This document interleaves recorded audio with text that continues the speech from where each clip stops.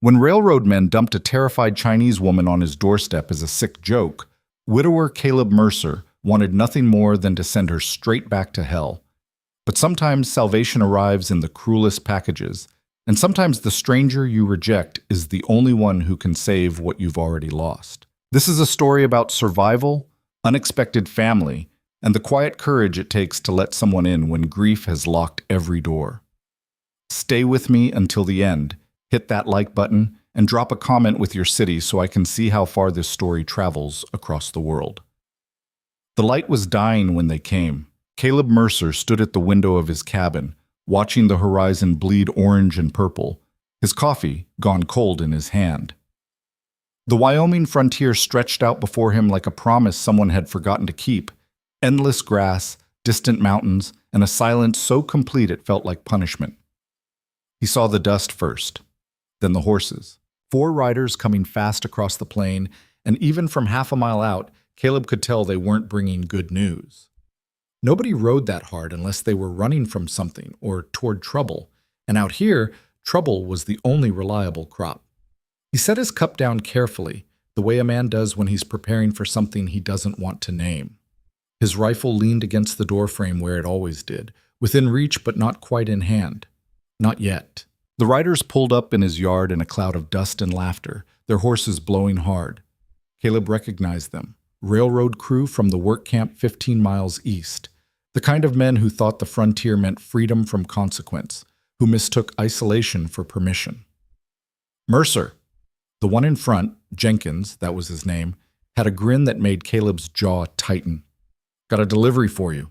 Caleb stepped out onto the porch, his boots heavy on the worn wood. Don't recall ordering anything. Well, that's the beauty of it. Jenkins swung down from his saddle, still grinning. This one's free, a gift, you might say. From the boys to you. That's when Caleb saw her. She was on the back of the last horse, small and hunched, her hands gripping the saddle horn like it was the only solid thing left in the world. Dark hair falling around her face, clothes that had seen hard travel. And when she lifted her head, her eyes held the kind of fear that came from knowing exactly how bad things could get. Chinese, Caleb realized. One of the workers from the railroad camps, probably. Though what she was doing this far from the tracks, he couldn't figure. The hell is this? Caleb's voice came out flat. This, Jenkins said, hauling the woman down from the horse with rough hands, is your new housekeeper, or cook, or whatever you want her for. The other men laughed, and the sound had edges. Figure a man alone needs company, especially a man like you. The woman stumbled when her feet hit the ground, catching herself but barely. She didn't look at Caleb, didn't look at anyone, just stood there with her head down, her shoulders tight, breathing carefully. I don't need a housekeeper. Caleb's hand moved closer to the rifle. Take her back. Can't do that. Jenkins spread his hands in mock helplessness. Already paid for her. Well, won in a card game, technically, and we got no use for her at camp. Too small for real work. And Chen, that's her previous owner, if you're curious, he's headed back to California. Said we could have her or drown her, didn't much care which. Previous owner. Caleb repeated the words slowly, tasting them. You mean you bought a person? Bought, won, borrowed? Hell. Mercer, don't get philosophical on us. Point is, she's yours now, free and clear. We figured you could use the help, what with... Jenkins trailed off, his grin flickering. Even he had enough sense not to finish that sentence. What with your wife being dead and your daughter not speaking and your house falling apart around you while you drink yourself stupid every night. They didn't say it, but it hung there anyway. Caleb looked at the woman again. She was shaking just slightly. Could have been cold, though the evening wasn't that harsh yet. Could have been fear, probably both. I said take her back, and I said can't. Jenkins' voice hardened. Look, we rode 2 hours out of our way to do you a favor.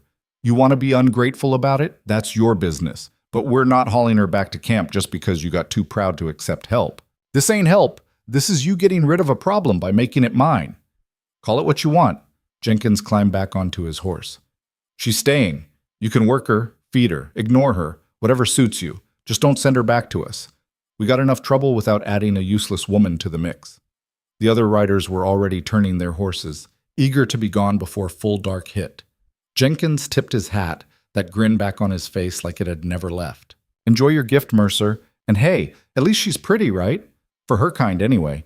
They rode off laughing, and Caleb stood there watching them disappear into the gathering dusk, his hand still near the rifle, his chest tight with a rage he couldn't quite place.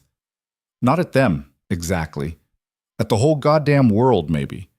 At the casual cruelty of it. At the fact that men could do this, could trade another human being like livestock and call it a joke. And there wasn't a damn thing he could do about it except refuse to participate. Except now she was standing in his yard, and refusing to participate meant what exactly? Sending her out into the dark?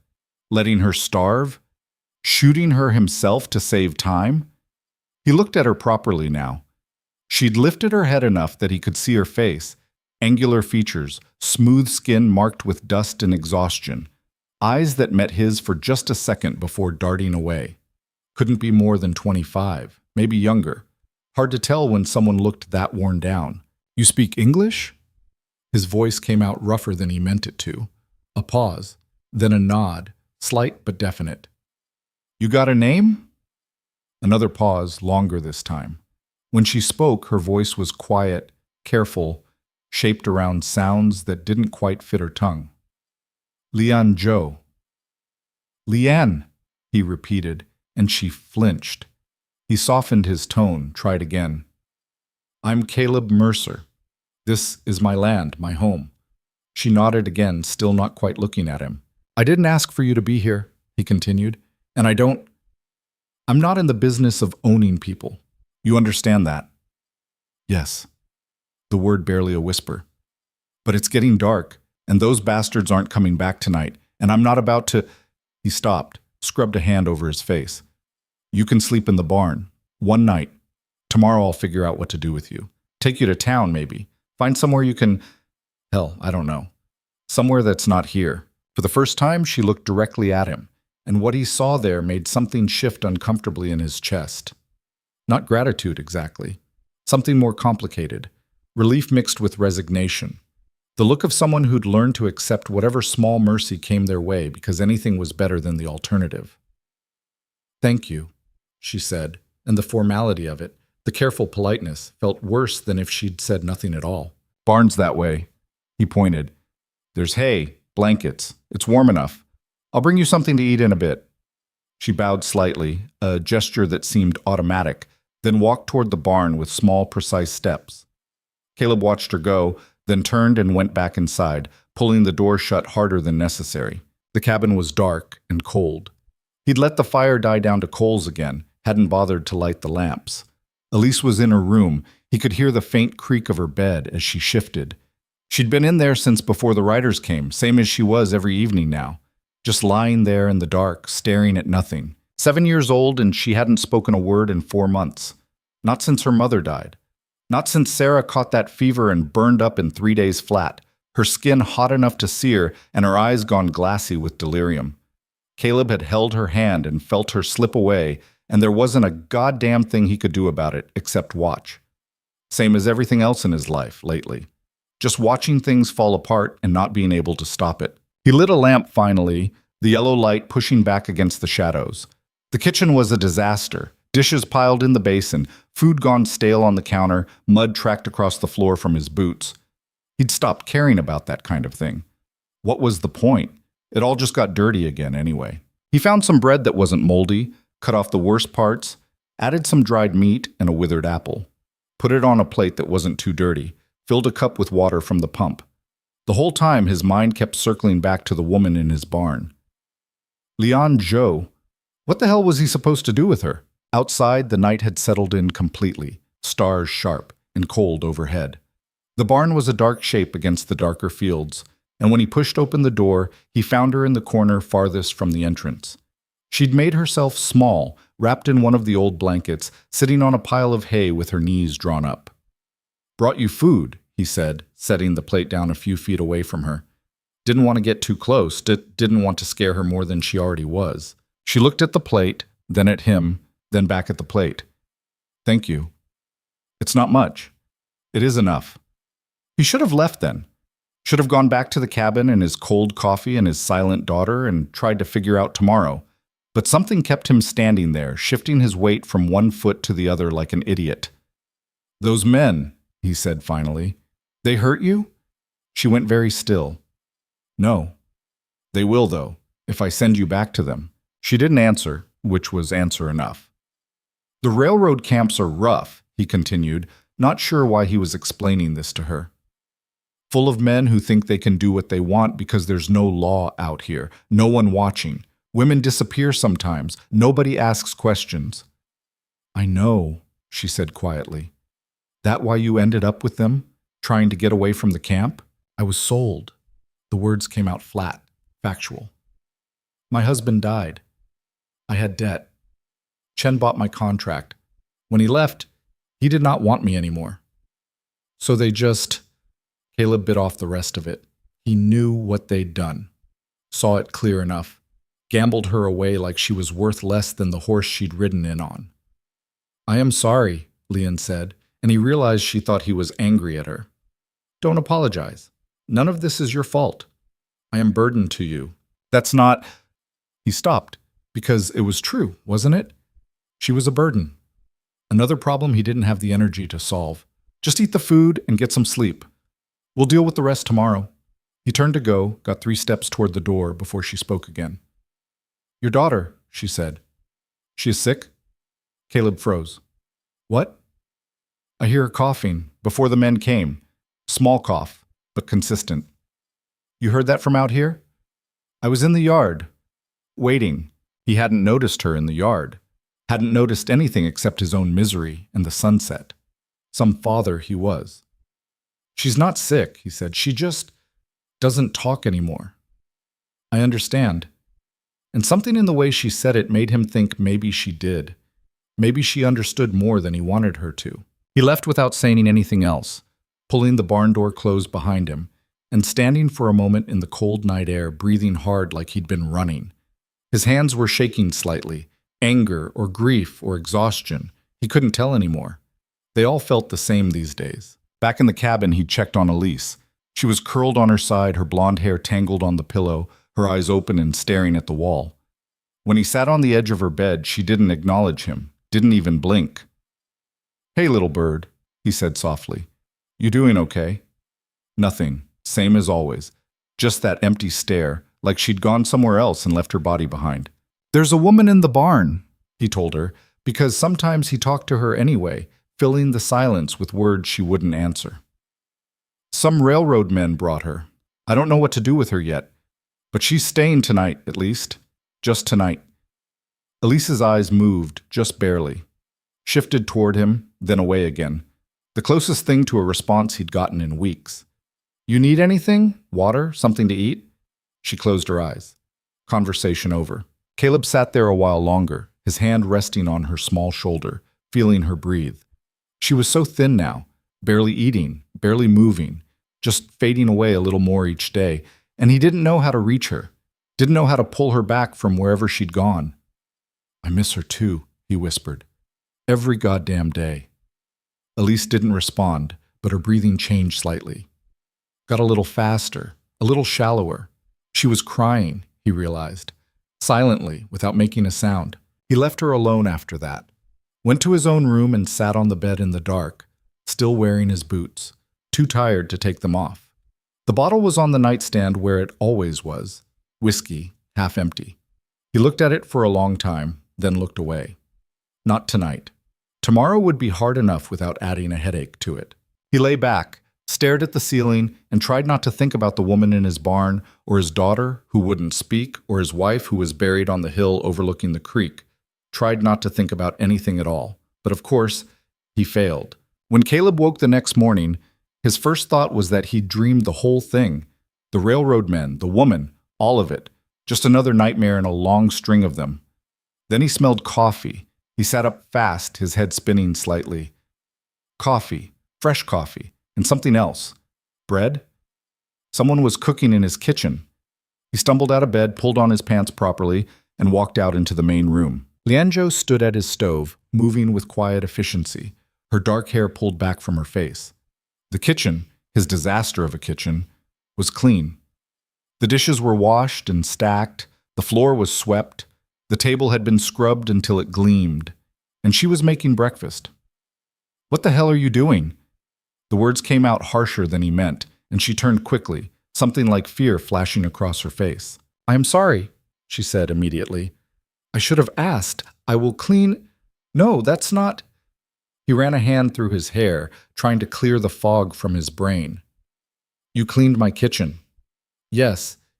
It was—" She paused, searching for the word. "Neglected." "It's my kitchen." "Yes, I am sorry. I thought—" "Stop apologizing." He crossed to the table, sat heavily in one of the chairs. "Just why?" She looked at him with those careful eyes, measuring her words. "You gave me shelter, food. This is how I repay. I gave you a barn and stale bread." "Yes." She turned back to the stove, flipping something in the pan. "And now I give you breakfast and clean kitchen. It is fair trade." Fair trade. Like she was negotiating a business transaction. Like her labor was currency to buy another night's safety. Maybe that's exactly what it was. "You didn't have to do this," he said, but the protest sounded weak even to him. Because the truth was, his kitchen hadn't been this clean in months, and that coffee smelled better than anything he'd managed to make in recent memory. And despite everything, his anger, his confusion, his bone-deep weariness, part of him was grateful. "I know," she said simply. "I wanted to." She brought him a plate. Eggs, bread toasted with the last of his butter, some kind of greens he didn't remember having in the house. It looked better than it had any right to, given what she had to work with. He ate. Couldn't help himself. The food was good. Better than good.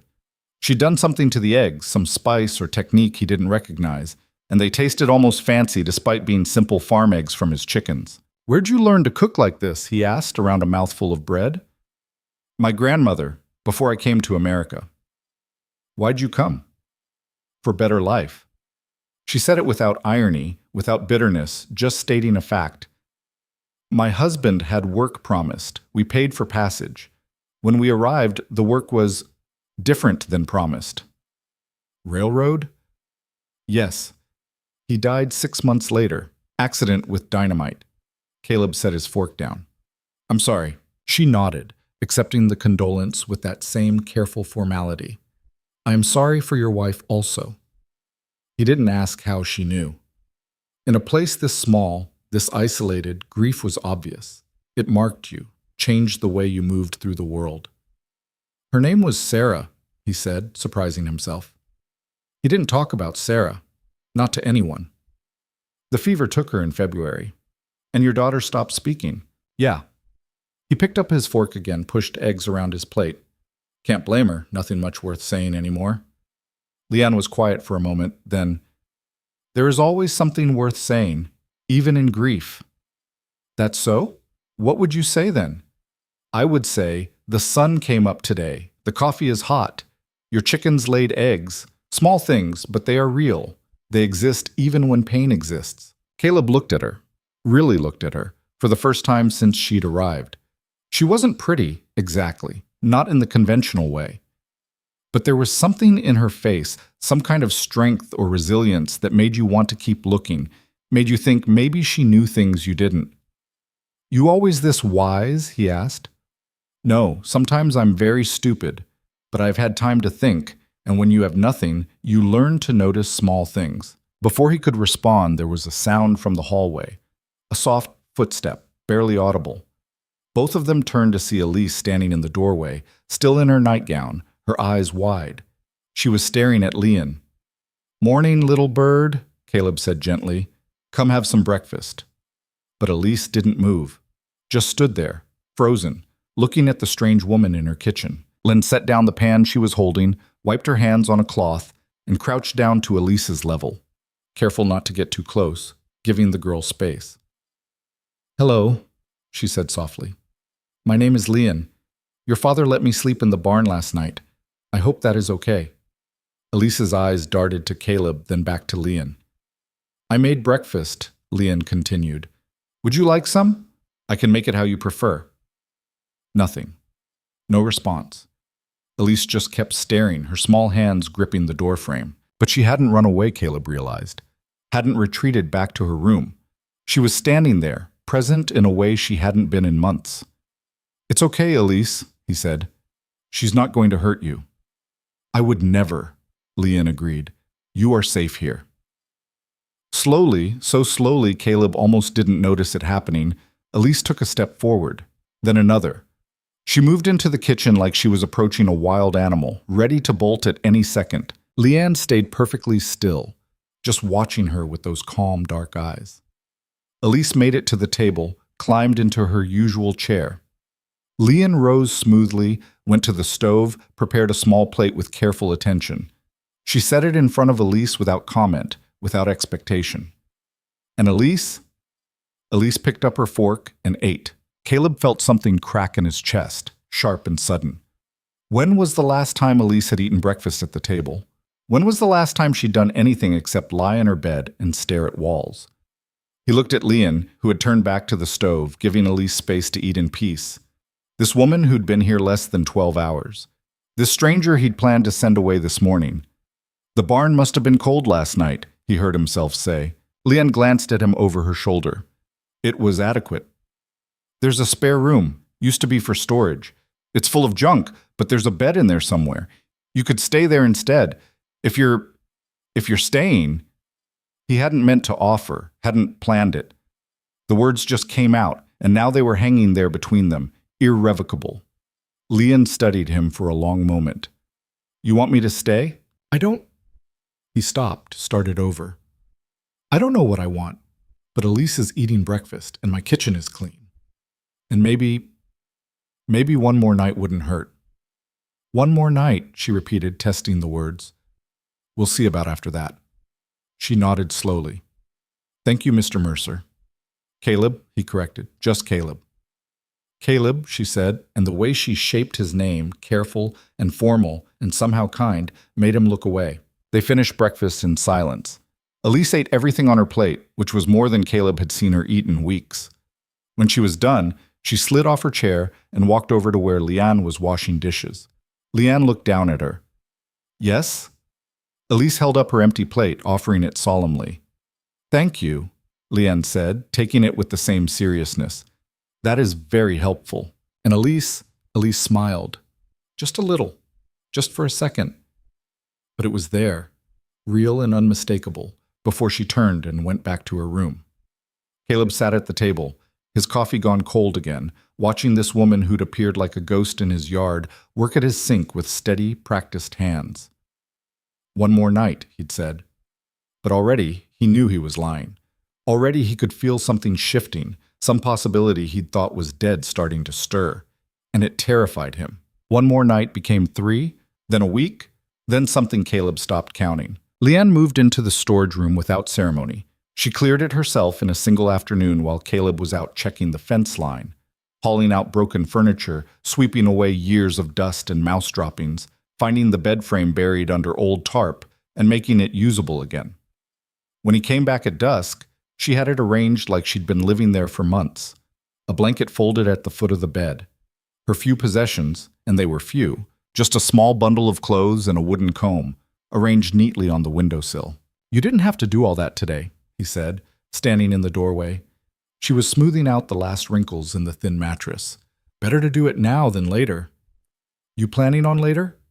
She looked at him directly, and he saw something complicated in her expression. Not quite hope, but not resignation either. "Are you planning to send me away?" He should have said yes. Should have told her he'd take her to town at the end of the week, find her work somewhere, discharge his obligation, and get back to his life. Instead, he said, "Not today." "Then I will stay today."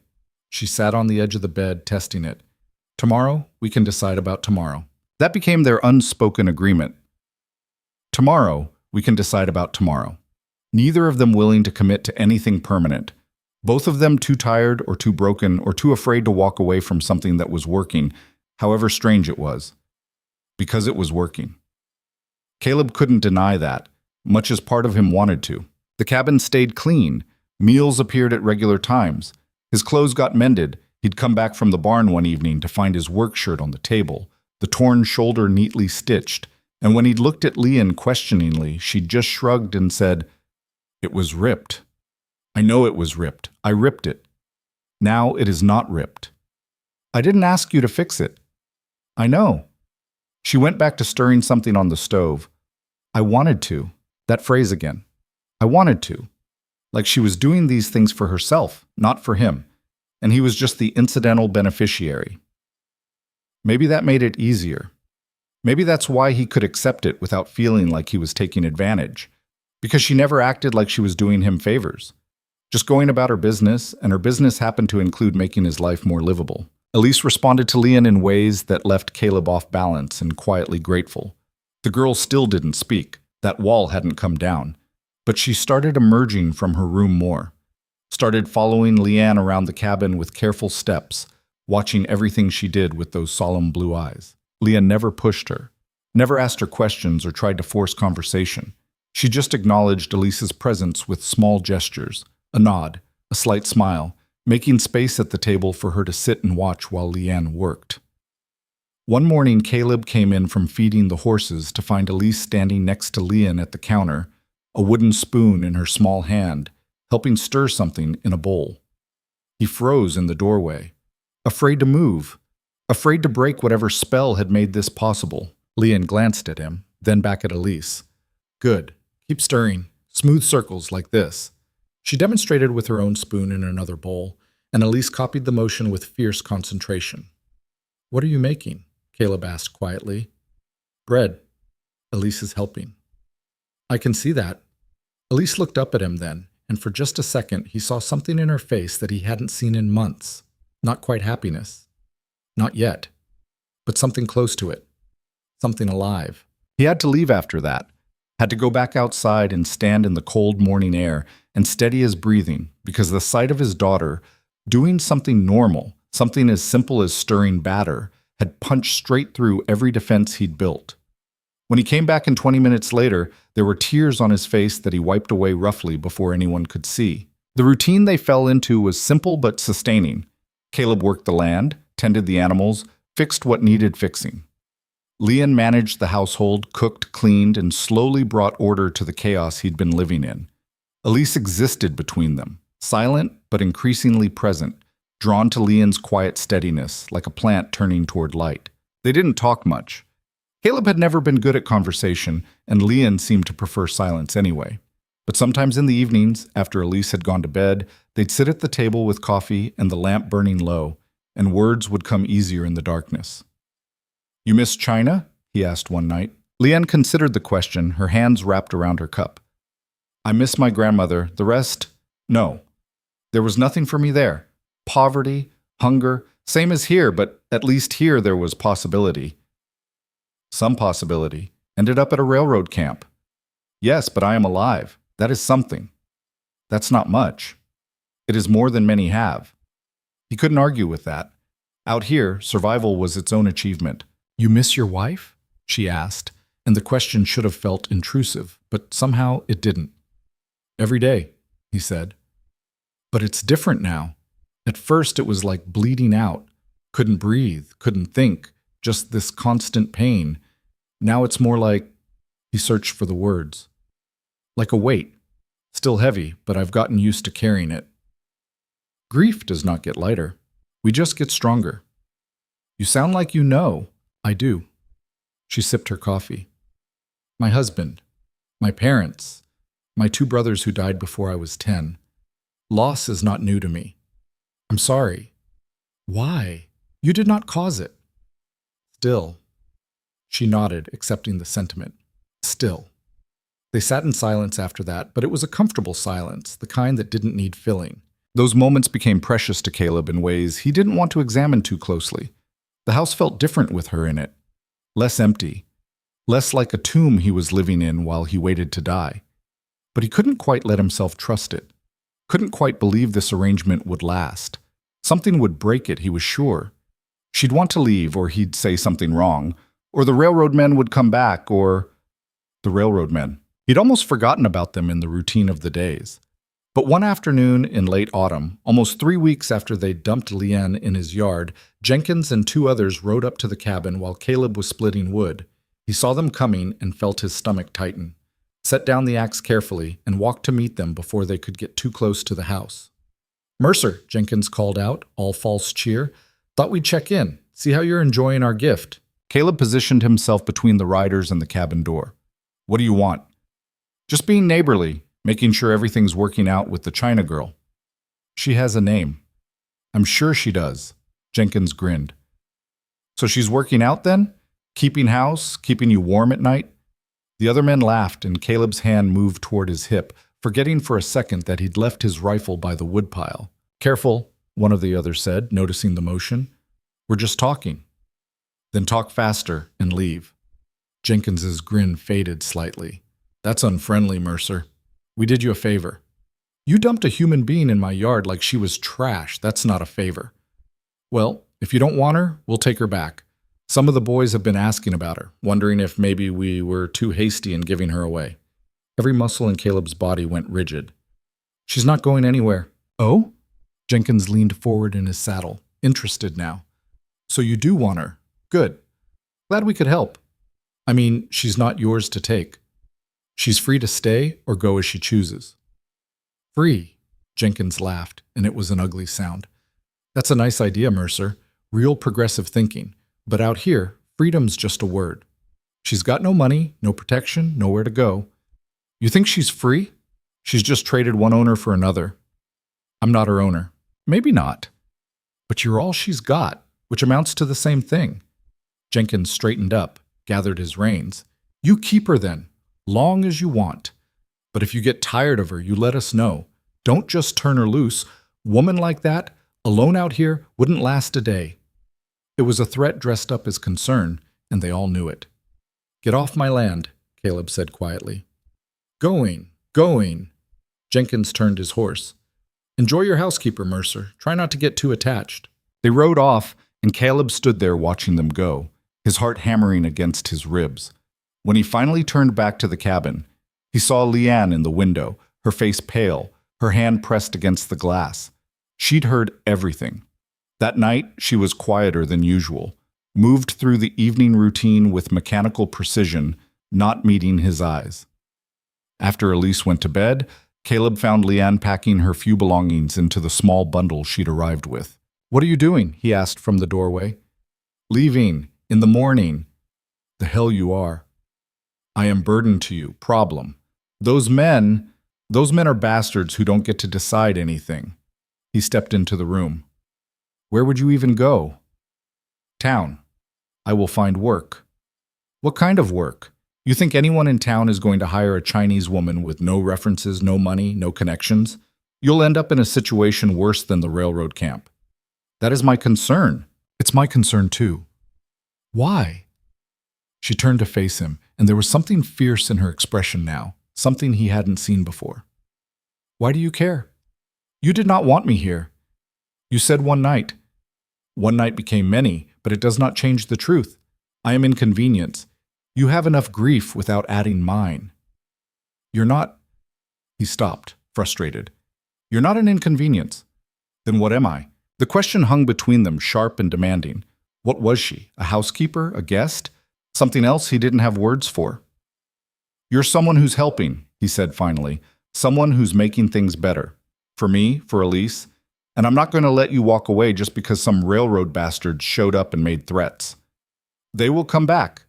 Maybe, probably, and when they do, I'll handle it. How? I don't know yet. But I'll figure it out. He met her eyes. You don't have to leave, Leanne. Not unless you want to. I do not want to, she admitted quietly, but I do not want to bring trouble. Too late. Trouble's already here. Has been since Sarah died. Since before that, probably. What's a little more? She almost smiled at that. Almost. You are a strange man, Caleb Mercer. Yeah, well, you're not exactly ordinary yourself. She went back to unpacking, pulling her few items out of the bundle and returning them to the windowsill. Tomorrow we decide about tomorrow, she said. Tomorrow we decide about tomorrow, he agreed. The next morning brought the first real frost. Caleb woke to find the world transformed, grass white and brittle, ice crystals on the windows, his breath visible in the cold air. Winter was coming early this year. He found Leanne already up, building up the fire, wrapped in a blanket he recognized as one of Sarah's. The sight of it should have hurt. someone else wearing his dead wife's things, but somehow it didn't. Just seemed practical. Cold, she said when she noticed him. Going to get colder. Winter hits hard out here. I know winter. China has winter too. Not like Wyoming winter. She gave him a look that suggested he was being patronizing, and maybe he was. I will manage. I know you will. Just saying, it's going to be rough. Elise appeared then, shivering in her thin nightgown, and Leanne immediately wrapped part of her blanket around the girl's shoulders, pulling her close. Elise leaned into the warmth without hesitation, and something about the casual intimacy of it, the way Leanne just knew what to do, and Elise just accepted it, made Caleb's chest tight. They were becoming something, the three of them. Some kind of unit. He wasn't sure when it had started happening, but it was too late to stop it now. After breakfast, Leanne announced she was going to work in the garden. Garden's dead, Caleb said. Nothing left to harvest. I know. I am preparing for spring. Spring's 6 months away. Then I will be ready when it comes. He watched her from the window while he drank his coffee. She was out there in the cold, wearing his spare work gloves, turning over the frozen soil with determined efficiency. The garden hadn't been touched since Sarah died, just a patch of weeds and dead plants now. But Leanne was clearing it, section by section, pulling up the old growth and setting it aside to burn. Elise joined her after a while, bundled in her coat, picking up the smaller weeds and adding them to Leanne's pile. The two of them worked in silence, their breath fogging in the cold air. It was such a small thing, clearing a garden, preparing for a future that might not come. But watching them, Caleb felt something shift in his understanding. Leanne wasn't just surviving anymore. She was building, planting roots, metaphorical ones for now, but come spring, literal ones too. She was planning to stay. The realization scared him and relieved him in equal measure. That afternoon, while Leanne was still outside and Elise had gone back in to warm up, Caleb went through the trunk in his bedroom, the one that held Sarah's things. He'd avoided it for months, couldn't bear to touch it, but now he opened it and pulled out her winter coat. Heavy wool, lined with flannel. Too big for Leanne, probably, but warmer than the thin jacket she'd been wearing. He brought it to her while she was washing up at the pump. Here, he said, holding it out. She looked at it, then at him. That was your wife's. Yeah. I cannot. You can, and you will. You're going to freeze in that thing you've been wearing. He pushed it toward her. Sarah would have wanted someone to use it. No sense letting it sit in a trunk. Leanne took it slowly, her fingers brushing against the fabric. Are you certain? I'm certain. She put it on. It was too big, the sleeves hanging past her hands, but she rolled them up and it worked well enough. And when she looked up at him, there were tears in her eyes. Thank you, she said. And the weight of it, the gratitude and grief and something else he couldn't name, made him turn away. Just don't freeze to death in my garden, he muttered. Be a waste of good soil preparation. She laughed then, surprising both of them. A real laugh, short and genuine. I will try not to. The days grew shorter, the cold settled in deeper. Caleb spent more time on maintenance, reinforcing the barn against the coming snow, checking the roof for leaks, making sure they had enough wood stockpiled. Leanne continued her projects with steady determination, not just the garden, but the whole homestead. She organized the root cellar, sorted through supplies, took inventory of what they had and what they'd need. We are low on flour, she told him one evening.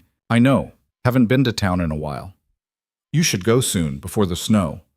I will. But he kept putting it off. Town meant people, questions, conversations he didn't want to have. Town meant explaining Leanne, and he didn't know how to do that without it sounding wrong. She seemed to understand. You are ashamed of me, she said one night, not accusatory, just observational. What? No, why would you think that? You do not want to take me to town. You do not want people to see me here. It's not shame, it's... He struggled for the words. People talk. And what we have here, this arrangement, they're not going to understand it. What is there to understand? I work for you. You give me shelter. It's more complicated than that. Why? Because... He stopped. Because why? Because she was a woman living in his house without being his wife? Because she was Chinese and he was white and people would make assumptions? Because he cared what happened to her in a way that didn't feel entirely proper? All of it. None of it. He didn't know. I'm not ashamed of you, he said finally. If anyone should be ashamed, it's me, for how you ended up here, for not doing more to help you. You have helped me. You help me every day. By letting you work yourself to exhaustion cleaning my house. By giving me purpose. By treating me like person, not property. She met his eyes. That is more than most would do. He didn't know what to say to that, so he said nothing. But the next morning he hitched up the wagon and told her they were going to town. Both of us? She asked. All three of us. Elise needs new boots. She's about to grow out of the ones she's got. And you're right about the flour. Might as well stock up before the weather turns. The ride to town took 2 hours. Elise sat between them on the wagon seat, quiet as always but alert, watching the landscape roll by. Leanne sat straight-backed, her hands folded in her lap, wearing Sarah's coat and an expression of careful neutrality. When they reached town, such as it was, just a main street with a general store, a saloon, a church, and a few scattered houses, Caleb felt the stares immediately. People on the street stopping to look, women whispering to each other behind their hands. He ignored them, helped Elise down from the wagon, and held out his hand to Leanne. She hesitated, then took it, letting him steady her to the ground. Stay close, he said quietly, and don't let anyone give you trouble. I'm accustomed to trouble. Well, you shouldn't have to be. Inside the general store, the proprietor, a man named Hutchins, looked up from his ledger and did a visible double take when he saw them. Mercer, he said carefully. Been a while. Yeah, need to stock up. Hutchins' eyes moved to Leanne, then away, then back. And who's this? Leanne Joe. She's helping me with the homestead. Helping? Hutchins repeated the word like it tasted strange. I see. You got a problem with that? No. Your business is your business. But his expression said otherwise. Caleb gave him a list and watched while Hutchins filled it with exaggerated care, stealing glances at Leanne when he thought Caleb wasn't looking. Leanne, for her part, stood perfectly still, her face blank, enduring the scrutiny with practiced patience. While they waited, a woman approached, Mrs. Patterson, one of the church ladies who'd brought food after Sarah's funeral and clucked sympathetically about poor little Elise losing her mother. Mr. Mercer, she said, too bright, too interested. What a surprise to see you, and who is this with you? Leanne Joe, Caleb said again, exhausted already.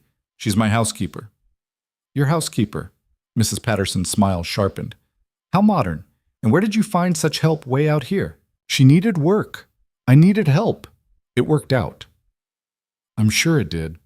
Her eyes moved over Leanne with thinly veiled disdain. Tell me, dear, do you speak English? Yes, Leanne said quietly. Oh, how nice. Where are you from originally? China. How exotic. And you came all this way to keep house for Mr. Mercer? I came to America with my husband. He died. Now I work. The bluntness of it seemed to throw Mrs. Patterson off her rhythm. Oh, well, I'm very sorry for your loss. Thank you. Still, it's quite irregular, isn't it? A single man and a woman living under the same roof? People will talk. Let them talk, Caleb cut in. Unless you've got something useful to say, Mrs. Patterson, I'd appreciate it if you'd let us finish our business. She drew herself up, offended. I know what you were doing, and we're done here. He turned away from her, effectively ending the conversation, and heard her huff of indignation as she retreated. When he glanced at Leanne, she was looking at him with something like surprise. What? He said. You defended me. Of course I did. She was being rude. People are often rude. You did not have to speak up. Yeah, well, I did anyway. They finished their shopping in tense silence, Hutchins counting out their goods with nervous efficiency. When they finally loaded everything into the wagon and started the ride home, Caleb felt the tension slowly draining from his shoulders. I hate this town, he muttered. They're afraid, Leanne said. Of what? Of difference, of change, of anything that does not fit their understanding. That's their problem, not yours. It becomes my problem when they make it so. He couldn't argue with that. Elise, who'd been silent through the whole trip, suddenly reached out and took Leanne's hand. Just held it, small fingers wrapped around Leanne's, and didn't let go for the rest of the ride home. When they got back to the cabin, Caleb unloaded the supplies while Leanne took Elise inside to warm up. By the time he finished putting everything away, dusk was falling and the temperature was dropping fast. He found them in the main room, Leanne sitting in the rocking chair with Elise curled in her lap, both of them wrapped in blankets, Leanne humming something low and melodic. Some song from her childhood, maybe. Some melody that crossed languages and oceans and made sense in the quiet of a frontier cabin. Elise's eyes were closed, her breathing slow and steady. Nearly asleep. Caleb stood in the doorway watching them and felt something dangerous bloom in his chest. Something that felt like contentment, like home. He'd been alone for so long. Him and Elise trapped in their separate griefs, barely surviving. And now there was this woman who'd appeared from nowhere, who'd been thrown away like garbage and somehow turned into the center that held them together. It wasn't love. He wasn't ready for that, might never be ready for that again. But it was something real and necessary and terrifying in its fragility. Tomorrow, we decide about tomorrow. But standing there in the growing dark, watching Leanne rock his daughter to sleep, Caleb knew he'd already decided. She was staying. However long she wanted, whatever that meant, whatever complications it brought, she was staying. And he'd fight anyone who tried to take her away. Winter came down hard 2 weeks later. Caleb woke one morning to absolute silence, the kind that only happens when snow has blanketed everything thick enough to swallow sound. He got up and looked out the window to find the world transformed into something unrecognizable. White everywhere. The fence posts barely visible. The barn a dark shape against the pale expanse. At least 2 feet had fallen overnight, and it was still coming down. "We're snowed in," he said when Leanne came out of her room, already dressed, her hair braided back. She looked out the window without alarm. "How long?" "Could be days. Could be a week. Depends on whether it stops and how fast it melts." "We have enough supplies?" "Should, if we're careful." She nodded, accepting this the way she seemed to accept everything, as a fact to be dealt with, not a crisis to panic over. "I will make breakfast. Then we should bring in more wood. The fire will need to stay high." They worked together through the morning, Caleb breaking a path to the woodpile and hauling load after load, while Leanne stacked it inside, building up their reserves. The cold bit through his coat, his gloves, turned his fingers numb and his face raw. But the work felt good, purposeful. Better than sitting inside and staring at the walls while the snow kept falling. Elise watched from the window, her small hand pressed against the glass, her breath fogging it up. When Caleb came in with the last load, she was still there, and he saw something in her expression he couldn't quite read. Not fear exactly, but tension, like she was waiting for something bad to happen. "It's just snow, little bird," he said, brushing ice off his shoulders. "We'll be fine." She didn't respond, just kept watching the white world outside with those 2 solemn eyes. By afternoon, the temperature had dropped even further.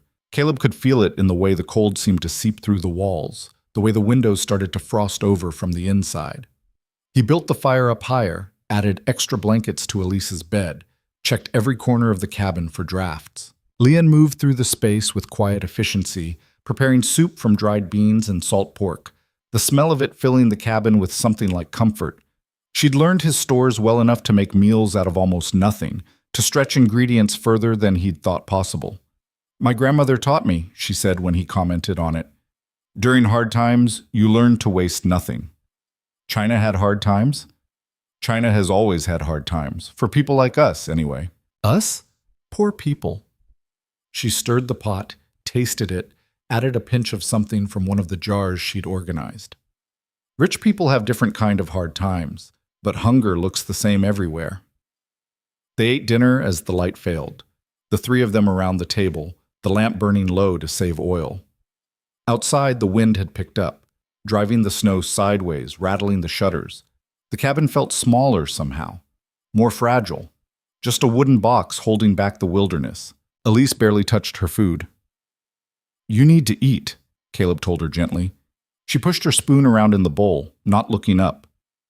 "Elise," he tried to keep his voice level. "Come on, just a little."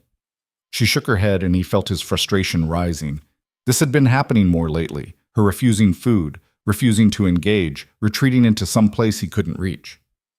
"She's not hungry," Leanne said quietly. "It is okay." "It's not okay." She needs to eat. Forcing will not help. Neither will letting her starve herself.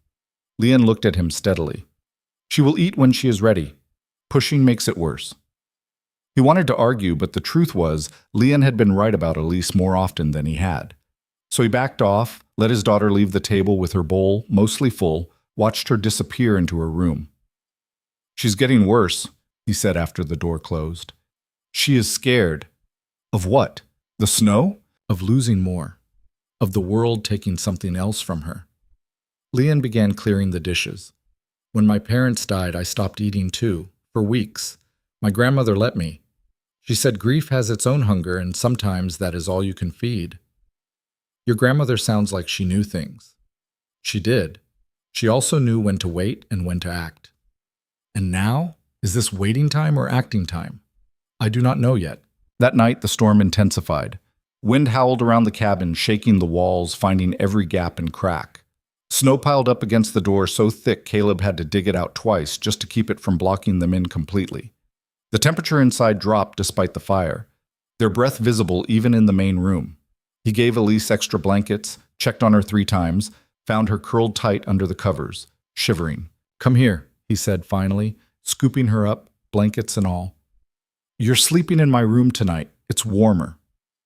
He settled her in his bed, piled more covers on top of her, built up the small stove in the corner until it glowed red. She watched him with those big eyes, not speaking, but he could see the question in them. "I'll sleep in the chair," he said. "Right here. Not going anywhere." She closed her eyes then, some of the tension leaving her small body. He sat in the chair by the stove, wrapped in his own blanket, and listened to the storm rage outside. The wind sounded almost alive, like something trying to claw its way in. He dozed off and on, jerking awake whenever the wind hit particularly hard or when Elise stirred. Sometime deep in the night, he heard her cough. Just once, small and dry. He sat up fully, listening, waited. Another cough. Then another. He went to the bed, put his hand on her forehead. Warm. Maybe a little too warm, but it was hard to tell with all the blankets. "You okay, little bird?" She coughed again instead of answering, a rough sound that came from too deep in her chest. Something cold that had nothing to do with the weather settled in Caleb's stomach. By morning, there was no question. Elise was sick. She woke up burning with fever, her skin flushed and hot, her breathing shallow and labored. When she coughed now, it sounded wet, rattling. The sound Sarah had made, the sound that meant something bad was taking root in the lungs. "No," Caleb said to no one, to the empty air. "No, not again." He tried everything he could think of. Cool cloths on her forehead, water, though she could barely drink. He opened the window to let in cold air, then closed it when she started shivering worse. Built up the fire, then dampened it when she seemed too hot. Nothing helped. The fever climbed higher.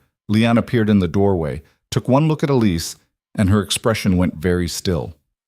"How long?" she asked. "Since last night. It's getting worse." She came into the room, put her hand on Elise's forehead the way he had, felt the heat there. "This is serious." "I know it's serious. I need to get her to a doctor." "In this storm? The town is 2 hours in good weather. In this you would not make it." "I have to try." "You would die, and she would die, and I would be alone." Leon said it flatly, without drama. "That is not solution." "Then what the hell am I supposed to do?" His voice cracked, desperation leaking through. "Just watch her die like I watched Sarah die?" "Is that what you're telling me?" "No." Leon went to Elise's bedside, knelt down. "I am telling you we fight. Here, now, with what we have." "What do we have? I don't know how to. I couldn't save Sarah. I don't know how to." "But I do." He stared at her. "What?" "I know medicine, herb medicine. My grandmother taught me. I worked in the railroad camp taking care of sick men when the fever came through last winter. Herbs aren't going to, herbs and care and watching. That is all anyone can do, even doctor." She stood, met his eyes. "I cannot promise she will live, but I can promise I will try everything I know. That is more than we have right now." He wanted to argue, wanted to insist there had to be another way. But she was right. The storm had them trapped, and even if he tried to ride out in this, he'd never make it. The wind alone would kill him before he got a mile. "Okay," he said, hating how helpless the word sounded. Okay, what do you need? Hot water, clean cloths, and you need to bring me my bag from my room. You have a bag? The bundle I came with. I have kept some things. He brought it to her. The small cloth bundle he'd seen her arrive with had assumed held nothing but spare clothes. She unwrapped it carefully, revealing packets of dried herbs, small vials, a worn notebook with writing he couldn't read. This is ginger root, she said, holding up a gnarled piece. This is willow bark. And this? She showed him some kind of dried leaf. This I do not know English name. In Chinese, we call it grandmother's helper. It brings down fever. She worked with focused intensity, brewing teas from the herbs, mixing combinations in careful proportions, consulting her notebook like it held secrets. The room filled with strange smells, bitter, earthy, nothing like the medicines Caleb had ever encountered. Make her drink this, Lian said, handing him a cup of dark liquid. Small sips, as much as she can take. He tried, but Elise turned her head away, too weak or too sick to cooperate. Let me, Lian said, taking the cup. She sat on the edge of the bed, cradled Elise's head gently, and spoke to her in soft Chinese. The words meant nothing to Caleb, but the tone was soothing, calm. And somehow, Elise responded, opened her mouth slightly. Let Lian trickle the medicine in, one careful sip at a time. What did you say to her? Caleb asked. I told her she is brave, that the medicine tastes bad but will help, that she is not alone. His throat tightened. Thank you. Do not thank me yet. We have a long way to go. The day blurred into a nightmarish repetition. Lian administered her medicines on a strict schedule. Teas every 2 hours, compresses soaked in herbal solutions applied to Elise's chest to help her breathe, cool cloths for the fever that wouldn't break. Caleb helped where he could, following Lian's instructions, but mostly he felt useless. Watching his daughter burn up and not being able to fix it. Talk to her, Lian said during one of the treatments. She can't hear me. She can. Even in fever, part of her knows you're here.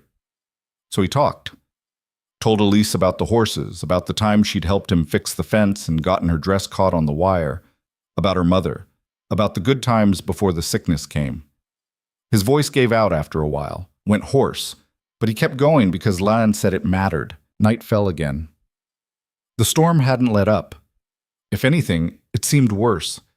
The wind screamed around the cabin, and somewhere outside something crashed, part of the barn roof maybe. Caleb couldn't go check. Couldn't leave Elise. The fever spiked higher around midnight. Elise started shaking, her small body convulsing, her eyes rolling back.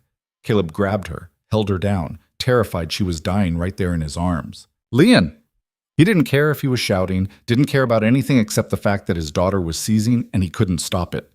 Lian came running, took in the situation with one glance. Hold her steady, do not let her hurt herself. She mixed something quickly, another dark brew, forced it between Elise's lips. Most of it spilled, but some got through. She put her hands on Elise's chest, on her forehead, and closed her eyes. What are you doing? Checking, listening. Her fingers moved, pressing gently in different places. Her breathing is very bad. Lungs are filling. So fix it. I am trying. For the first time since the sickness started, Lian's composure cracked. I am doing everything I know, but if it is not enough, it has to be enough. Sometimes medicine fails. Sometimes people die even when we try everything. You know this. I don't accept that. Accepting does not change truth. Elise's shaking slowed, then stopped. Her breathing evened out slightly. The crisis passed, but she looked worse somehow, smaller, more fragile, like she was slipping away even as she lay there. Caleb sank into the chair, put his head in his hands. He was shaking now too, adrenaline and fear making him weak. Lian stood by the bed, her hand still on Elise's forehead. This is hardest part, she said quietly. The waiting, not knowing if what we do is enough. I can't lose her. His voice broke completely. I can't. She's all I have left. You have me. He looked up at her, and she was watching him with something in her expression he'd never seen before. Something raw. When my husband died, she continued, I wanted to die too. I had nothing, no family, no home, no reason to keep going. The railroad men, they did not care if I lived or died. I was nothing to them. She paused. But then I came here, and you gave me room in your barn. You gave me tomorrow to decide about tomorrow. You gave me reason to stay alive. Lien, so I will fight for your daughter. I will fight because she is yours, and you are... She stopped, seemed to change what she was going to say. You are a good man, better than most, and this family deserves to survive. This family, he repeated, that what we are now? I do not know what we are, but we are something, and something is worth fighting for. The night stretched on. They took turns watching Elise, one sleeping while the other kept vigil. Caleb dozed in the chair and woke to find Leanne at the bedside, humming that same melody from before, her hand on Elise's chest, monitoring every breath.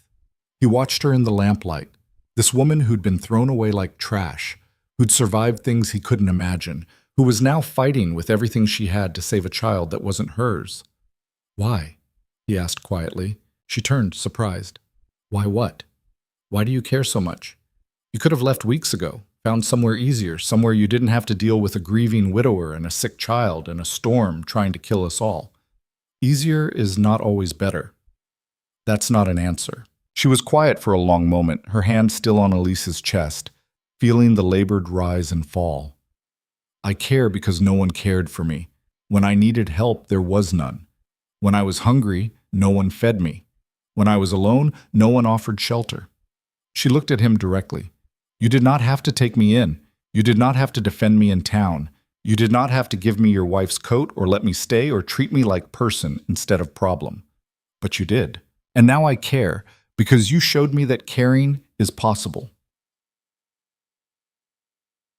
I didn't do any of that to make you feel obligated. I know. That is why it matters. Something passed between them then, some understanding that didn't need words. They were both survivors of loss. Both people who'd been broken and were trying to figure out how to be whole again.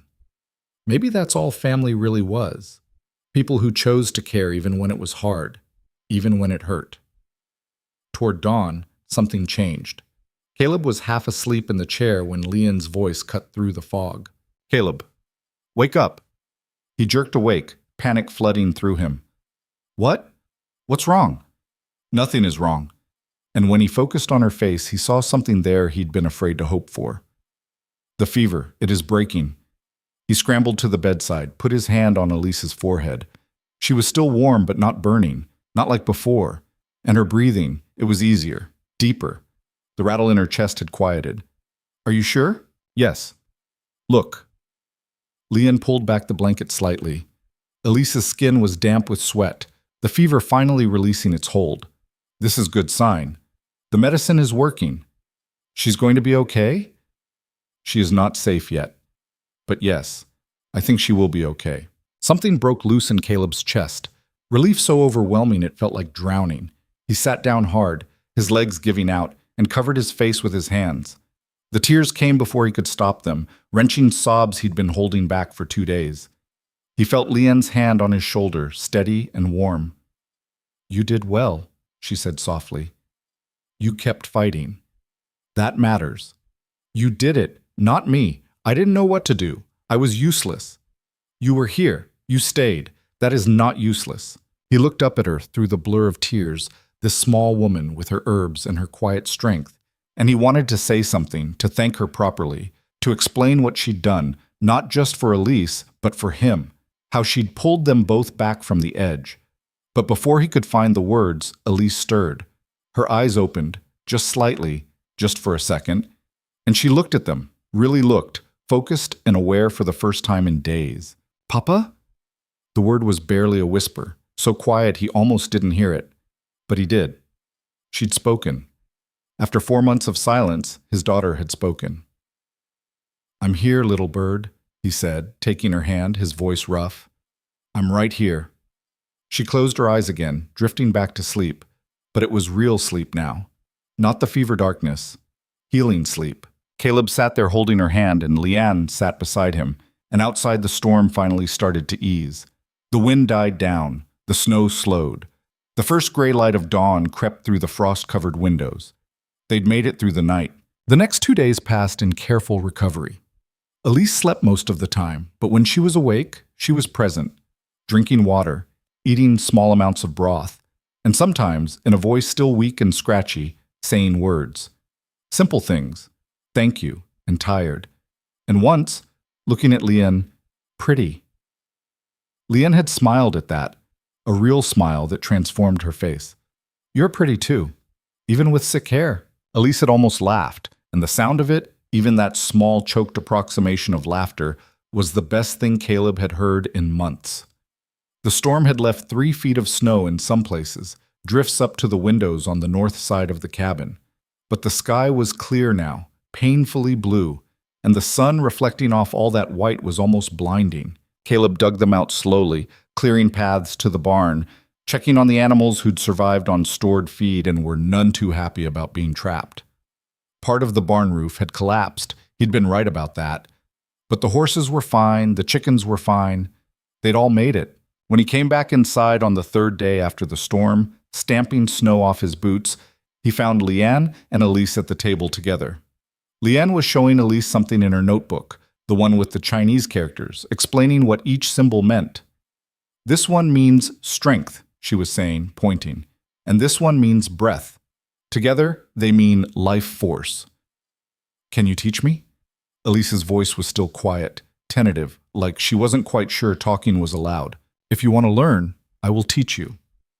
Caleb stood in the doorway watching them and felt something settle in his chest, something that had been restless and broken for so long finally finding its place. That night, after Elise was asleep in her own bed again, resting peacefully, Caleb found Lian in the kitchen cleaning up from dinner. I need to tell you something, he said. She turned, wariness flickering across her face. What is wrong? Nothing's wrong. Just, I need you to know that what you did, saving Elise, keeping her alive when I couldn't... He stopped, tried again. You gave me my daughter back. Not just her life, but her voice. Her. And I don't know how to repay that. You do not need to repay it. Let me finish. He took a breath. I know what we have here is temporary. I know you might want to leave someday, find something better, somewhere you don't have to work so hard for so little. But I need you to know that if you want to stay, if you choose to stay, this is your home. Not as hired help, not as someone passing through, as family. Lian went very still. Family. Yeah, if you want it. And if people talk, if they say things about widow and Chinese woman living together, then they can go to hell. I don't care what they say. He met her eyes. Do you want to stay? She was quiet for a long time, her hands gripping the edge of the counter, her expression unreadable. When she finally spoke, her voice was soft. Yes, I want to stay. Then stay. Caleb, just stay, Lian, please. She nodded, just once, and he saw tears in her eyes. But she was smiling too. Okay, she said, I will stay. And just like that, the decision was made. Not temporary anymore. Not tomorrow we decide about tomorrow. This was permanent. This was home. The snow melted slowly over the next 2 weeks, revealing a world transformed. Branches broken under the weight of ice, fence posts knocked crooked, the damaged section of barn roof that would need proper repair come spring. But inside the cabin, something else was transforming, something harder to name but impossible to miss. Elise was talking again. Not constantly, not the chatterbox she'd been before Sarah died, but enough. Small observations throughout the day. The chickens are hungry. Lion's soup smells good. Papa, your coat has a hole. Simple things, but each word felt like a gift Caleb hadn't known he was waiting for. And she laughed. Actually laughed one morning when Lian was kneading bread and got flour on her nose without realizing it. The sound startled both adults, high and clear and completely unexpected. Elise had clapped her hand over her mouth immediately, like she'd done something wrong, but Lian just smiled and dabbed more flour on her own cheeks deliberately. Now I am Snowman, she said in that careful English. Very scary winter monster. Elise giggled again, and this time she didn't try to stop it. Caleb watched from the doorway, his coffee growing cold in his hand, and felt something in his chest crack open. Not breaking, mending, like bones that had been set wrong finally shifting back into place. The routine they'd established deepened into something more solid. Mornings meant chores, Caleb tending the animals while Leon prepared breakfast and Elise, when she was strong enough, helped set the table or fetched eggs from the henhouse. Afternoons were for maintenance, for preparing for spring, for the 100 small tasks that kept a homestead running. Evenings they spent together in the warm glow of lamplight, Leon teaching Elise letters and numbers, showing her the Chinese characters in her notebook, telling stories from a childhood on the other side of the world. Caleb found himself looking forward to those evenings most, to the quiet domesticity of it. The way Leon's voice softened when she spoke to Elise, the way his daughter leaned against Leon's shoulder while they studied, completely trusting, the way it felt like a family. He tried not to think about it too hard, tried not to examine what it meant that he'd started noticing the way lamplight caught in Leon's dark hair, or the competent grace of her hands as she worked, or the rare smile that changed her whole face when Elise said something clever. It didn't mean anything. It couldn't. She was here because she had nowhere else to go, and he was grateful for her help, and that was the extent of it. That's what he told himself anyway. 3 weeks after the storm, a rider came. Caleb was in the barn when he heard the horse, and his first instinct was to reach for the rifle he'd started keeping closer. But when he stepped outside, he saw it was just Patterson, the husband of the woman who'd been so interested in Leanne at the general store. A farmer from 5 miles south, mostly harmless. "Mercer," Patterson called out, dismounting. "Got a minute?" "Depends what you need. Just wanted to check on you. That storm hit everyone hard. Lost part of my roof, 3 chickens froze to death. Wanted to make sure you folks came through all right." "We're fine." "And the girl? Your housekeeper?" Patterson's eyes flicked toward the cabin. "She make it through okay?" "She's fine too." "Good, good. That's good." Patterson shifted his weight, uncomfortable. "Look, Mercer, I'm going to be straight with you. My wife sent me, said I should talk to you about, well, about the situation." Caleb felt his jaw tighten. "What situation?" "The woman living in your house. It's causing talk." "Let it cause talk. It's not proper, is what people are saying.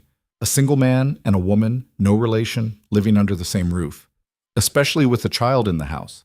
People are worried about what kind of example it sets. People can worry about their own business. This is their business in a way. We're a community. We look out for each other. And when someone does something that goes against what?" Caleb cut him off. "Decency? You think it's decent that those railroad bastards won her in a card game and dumped her in my yard like garbage? You think that's the example we should be setting?" "That's not what I'm saying." "Then what are you saying, Patterson?" The man sighed, took off his hat, and turned it in his hands. "I'm saying marry her or send her away. Those are the options that make sense to folks. Anything else looks like you're keeping her for improper purposes." "Improper purposes." Caleb's voice went flat and dangerous. "You want to say what you mean by that?" "Don't shoot the messenger. I'm just telling you what people think. People can go to hell. Maybe so. But your daughter has to grow up in this community. She has to go to school someday, make friends, build a life. You want her ostracized because her father couldn't be bothered to do things proper?" That hit harder than Caleb wanted to admit. He thought about Elise in town, facing the same kind of judgment Leon had faced. Thought about her being excluded, talked about, looked at sideways. "I'm not sending Leanne away," he said. "That's not happening." "Then marry her. Make it official. Give people something they can accept." "I can't just marry her because the neighbors are gossiping." "Why not? You need a wife. She needs a husband. Seems practical enough." "Because—" Caleb stopped, not sure how to explain. Because it felt wrong to propose to someone just to satisfy social pressure.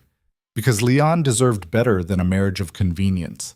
Because he still loved Sarah, and the thought of replacing her made him feel sick and guilty and confused all at once. "Because it's complicated," he finished lamely. Patterson put his hat back on. "Well, you'd better uncomplicate it. People are patient, but not forever. And winter's trapped everyone close. Come spring, when folks can travel again, you might have more than just talk to, deal with." "Is that a threat?" "It's a warning. From someone who doesn't want to see you or that girl get hurt." Patterson climbed back on his horse. "Think about it, Mercer. Do right by her and by your daughter, however that looks to you." He rode off, and Caleb stood in the yard watching him disappear, his hands clenched into fists. That night, he couldn't sleep. Kept turning Patterson's words over in his mind. Marry her or send her away. Do right by her. What did right even mean in this situation? Around midnight, he gave up on sleep and went to the kitchen for water. Found Leanne already there, sitting at the table in her nightdress with a blanket around her shoulders, staring at nothing.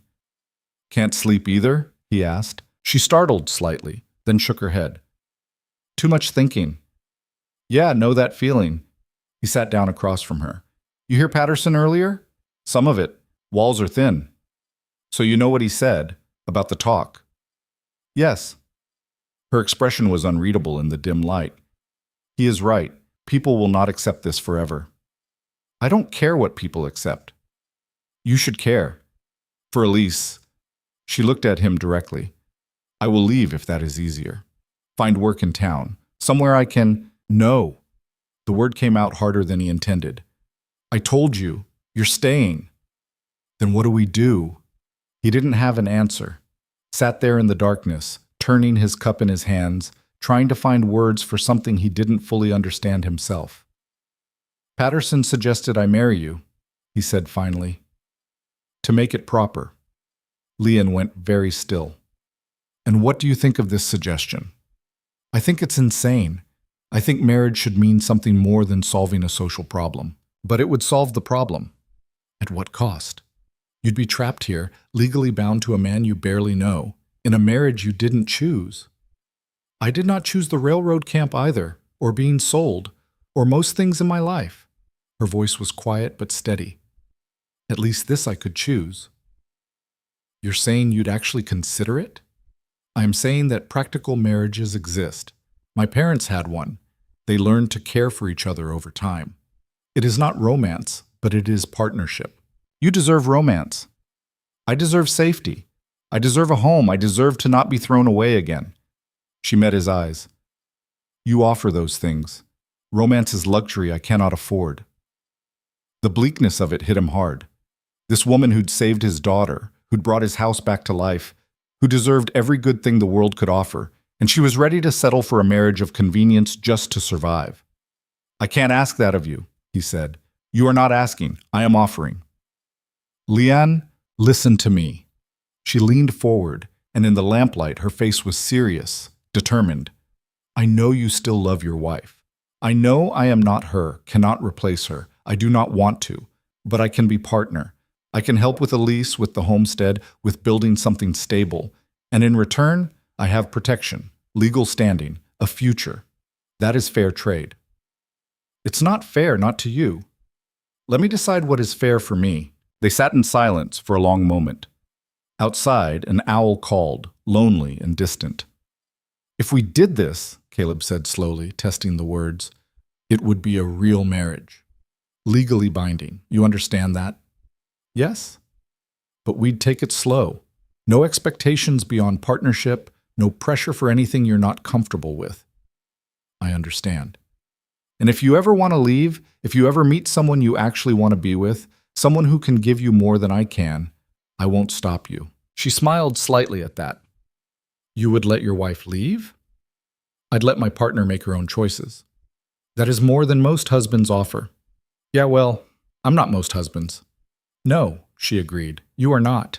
He studied her across the table, this small woman who'd survived so much, who was proposing a business arrangement that would bind them together legally while protecting them both from scandal. It made a kind of sense, a cold, practical sense that had nothing to do with emotion and everything to do with survival. And maybe that was okay. Maybe that was all either of them could handle right now. "All right," he heard himself say. "If you're sure. If this is what you want, we'll do it. I am sure. Then we'll ride to town when the road's clear, find the minister or the judge, whoever handles these things. Make it official." She nodded, something like relief crossing her face. "Thank you. Don't thank me. This benefits both of us." "Still, thank you." They went back to bed after that, but Caleb lay awake for hours, staring at the ceiling, trying to figure out what the hell he'd just agreed to. He was going to marry Leanne Jo. It should have felt wrong, should have felt like a betrayal of Sarah, of everything he'd had before, but instead it just felt necessary, like the next step in a journey he hadn't planned but was on anyway. "Tomorrow we decide about tomorrow," they'd said. Well, tomorrow had arrived. and they'd decided. The roads cleared enough for travel 2 weeks later.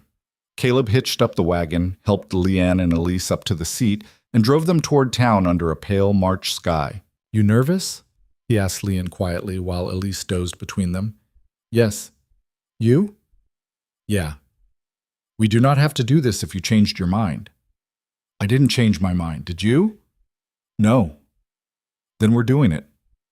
They rode in silence after that, but it wasn't uncomfortable. Just two people heading toward a decision that would change everything, both scared but both certain. The minister, a thin man named Reverend Walsh, who ran the small church and handled legal matters when the circuit judge wasn't around, looked surprised when they walked into his office. "Mr. Mercer," he said, standing, "I wasn't expecting you, and this must be Miss Joe," Leanne supplied. "Leanne Joe." "Miss Joe?" "Yes. How can I help you today?" "We want to get married," Caleb said bluntly.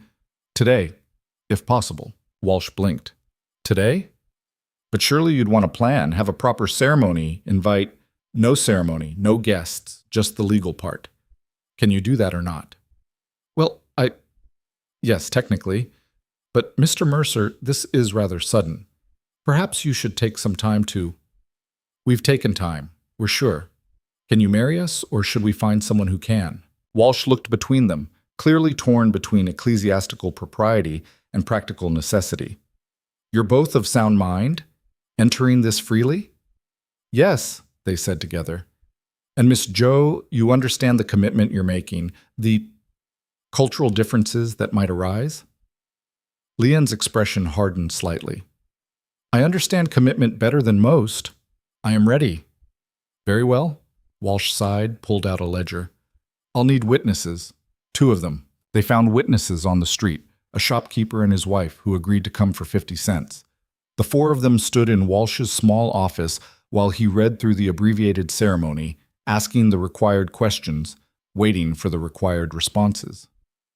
"Do you, Caleb Mercer, take this woman to be your lawfully wedded wife?" Caleb looked at Leanne. She was wearing her best dress, which wasn't saying much, just a plain gray thing she'd mended carefully. Her hair was pulled back, her face composed, but he could see the tension in her shoulders. "I do," he said. "And do you, Leanne Joe, take this man to be your lawfully wedded husband?" "I do." "Then by the power vested in me, I pronounce you husband and wife. You may kiss the bride, if you wish." They looked at each other awkwardly. Caleb leaned in, pressed his lips to her forehead briefly. Formal. Chaste. The seal on a contract, nothing more. Leanne's eyes were bright when he pulled back. Not quite tears, but close. "Congratulations," Walsh said, though he sounded uncertain about it. "I'll file the paperwork with the county. You're legally married now." They signed the documents, paid the fee, thanked the witnesses who'd stood there looking baffled the entire time. And then they were outside in the cold spring air, married. "Well," Caleb said, "that's done." "Yes, done." Elise, who'd been waiting with the wagon, looked at them curiously when they returned. "What were you doing?" Caleb glanced at Leanne, who nodded slightly. "Leanne and I got married," he told his daughter. "She's your stepmother now, officially part of the family." He'd expected questions, maybe confusion, but Elise just nodded like this made perfect sense, and then she looked at Leanne with those solemn blue eyes. "Does this mean you won't leave?" she asked. "It means I will not leave," Leanne confirmed. "Good." Elise reached out and took Leanne's hand. "I don't want you to leave." Something shifted in Leanne's expression then. The careful control slipping, genuine emotion breaking through. She squeezed Elise's hand, blinking rapidly. "I will not leave," she repeated. "I promise." They were loading supplies when the railroad men appeared.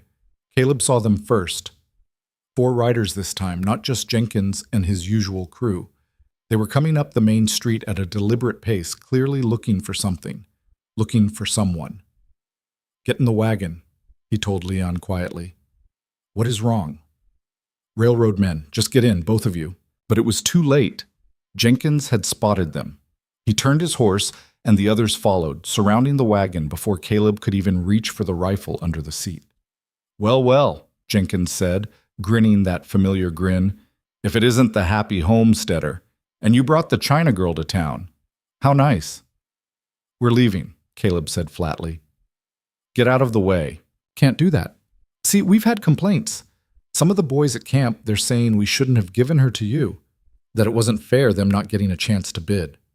She's not property to bid on, says you, but technically Chen's contract on her never got properly transferred, which means in the eyes of the company, she still belongs to the railroad. Ice formed in Caleb's gut. That's bullshit. That's business. And since the company owns her contract and we represent the company, Jenkins gestured to his men, we're here to collect what's ours. She's not going anywhere. You don't get a say, Mercer. She's coming back to camp where she belongs. Actually, Leon said, her voice clear and steady, I am not.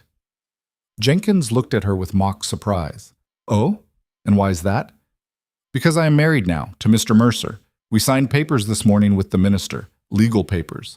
The grin faded from Jenkins' face. You're lying. Go ask Reverend Walsh, Caleb said. He'll show you the marriage certificate.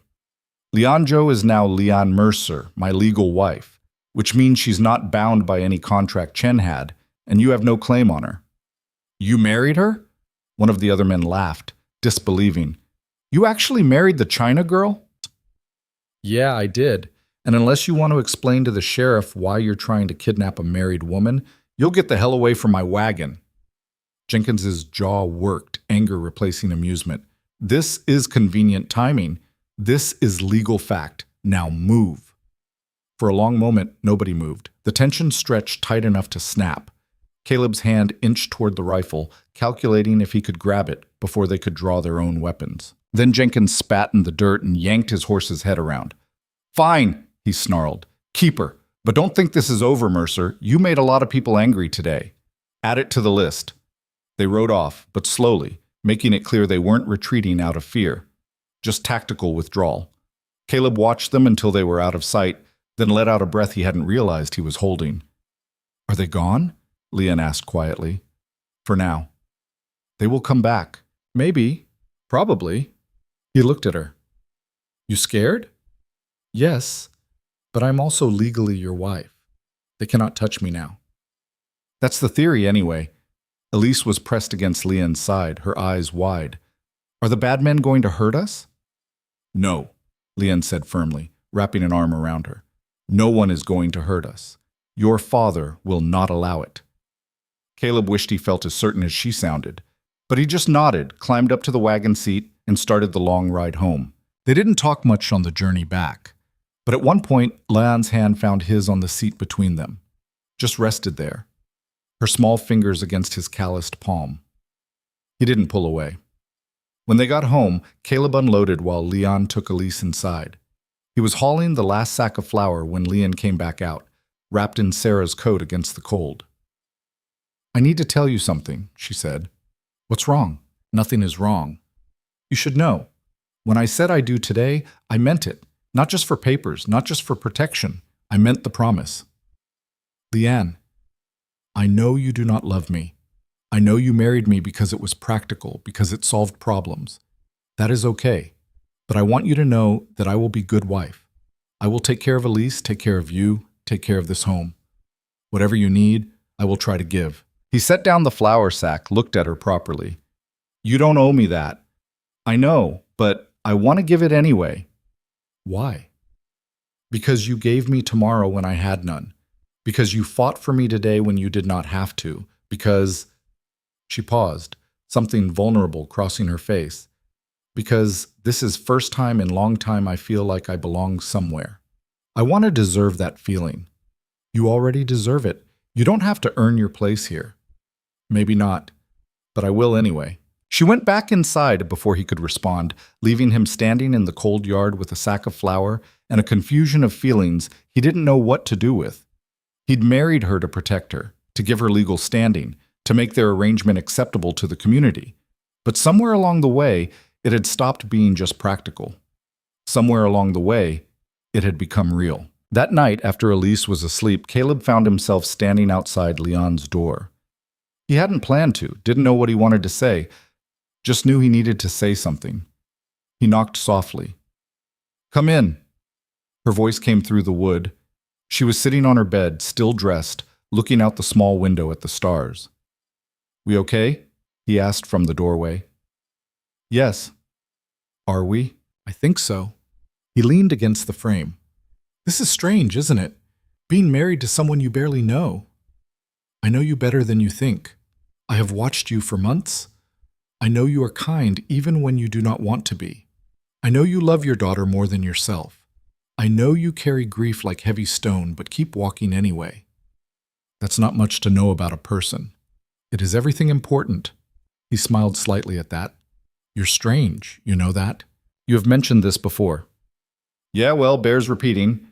They were quiet for a moment, comfortable in the silence. Thank you, she said finally. For today. For standing up to those men. For marrying me even though it was complicated. Thank you for saving Elise, for saving me, really. We were drowning before you came. We saved each other, maybe. That is what family does. Yeah, he agreed. I guess it is. He left her there, went to his own room, lay down in the bed that had felt too empty for months. Tomorrow, we decide about tomorrow. But tonight he'd decided enough. Tonight, he'd rest. And somewhere in the darkness, Leon was doing the same. No longer a stranger, no longer temporary, his wife, his family. Whatever came next, they'd face it together. Winter loosened its grip slowly, reluctantly, like it resented giving them back to the world. The snow melted in patches first, dark spots appearing on the south-facing slopes, expanding day by day until the ground showed through in ragged islands of brown and dead grass. The creek, frozen solid since December, cracked and groaned as water started moving beneath the ice. By late March, it was running again, swollen with snowmelt, loud enough to hear from the cabin at night. Caleb stood at the fence line one morning, watching the water rush past, and realized he'd survived. They all had. The winter that should have killed them, the storm, the sickness, the isolation, they'd come through it. Different, maybe. Changed, but alive. Elise had started talking more, though she was still quiet by nature. She'd come out of her room in the mornings now, help Leanne with breakfast, ask questions about the herbs in that careful, serious way she had. She smiled sometimes. Not often, but enough that Caleb had stopped being shocked when it happened. And Leanne had become essential in a way Caleb didn't quite know how to articulate. Not just the work she did, though that mattered. It was more the way she existed in the space. The cabin didn't feel empty anymore with her in it, didn't feel like a place he was just waiting to leave. She'd started planning the garden in earnest as soon as the ground began to thaw. Spent hours with her notebook, sketching layouts, making lists of what to plant where. She'd saved seeds from everything they'd eaten over winter, squash, beans, even the cores from apples, dried them carefully and stored them in labeled jars.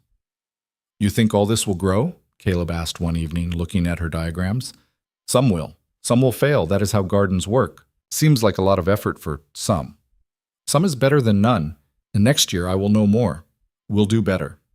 Next year. She said it so casually, like it was a given, like she'd be here next year and the year after that, planting and planning and making this place into something that could sustain them.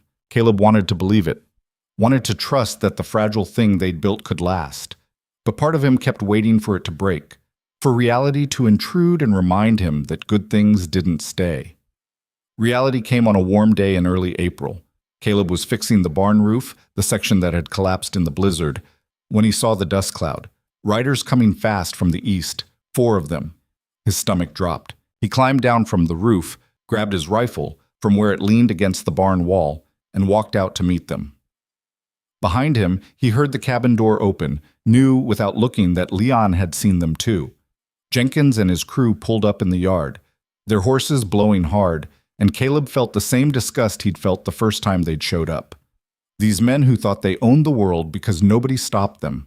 Mercer, Jenkins said, grinning that grin that made Caleb want to hit him. Been a while. Not long enough. Now that's unfriendly. We came all this way to check on our investment. Your investment? The China girl. We gave her to you, remember? Wanted to make sure she was working out. Caleb kept his rifle low but ready. She's got a name, and she's not yours to check on. See? That's where you're wrong. Jenkins swung down from his saddle, and the other 3 followed suit. We never actually gave her to you. More like loaned her, and now we're calling in the loan. The hell you are. Railroad's moving on, heading west to the next section. And we could use some help at the camp. Cooking, cleaning, that kind of thing. Figure she's had enough vacation time. She's not going anywhere? Jenkins's grin widened. You getting attached, Mercer? That's sweet. Really. But she's not your wife, she's not your property, though I guess you've been treating her like both, haven't you? Get off my land. We'll leave when we get what we came for. Jenkins gestured to the cabin. Go get her, unless you want us to go in ourselves. Caleb raised the rifle, not quite aiming, but close enough. Try it and see what happens. The other men reached for their guns, but Jenkins held up a hand, still grinning. Easy, boys. No need for violence. Mercer here is just confused about the situation. He turned back to Caleb. See, we're not asking your permission, we're telling you how it is. That woman belongs to us, bought and paid for, legal as anything. You want to dispute that? We can ride into town right now, talk to the sheriff, see what he thinks about a white man keeping a Chinese woman against our will. Against your will? She wants to stay here. Does she? Or is she too scared to say otherwise? Jenkins took a step closer. Either way, doesn't matter. She's coming with us. No. The voice came from behind Caleb, clear and firm. Leon stepped out of the cabin, Elise clutching her hand. I am not going with you. Jenkins laughed. You don't get a vote, sweetheart.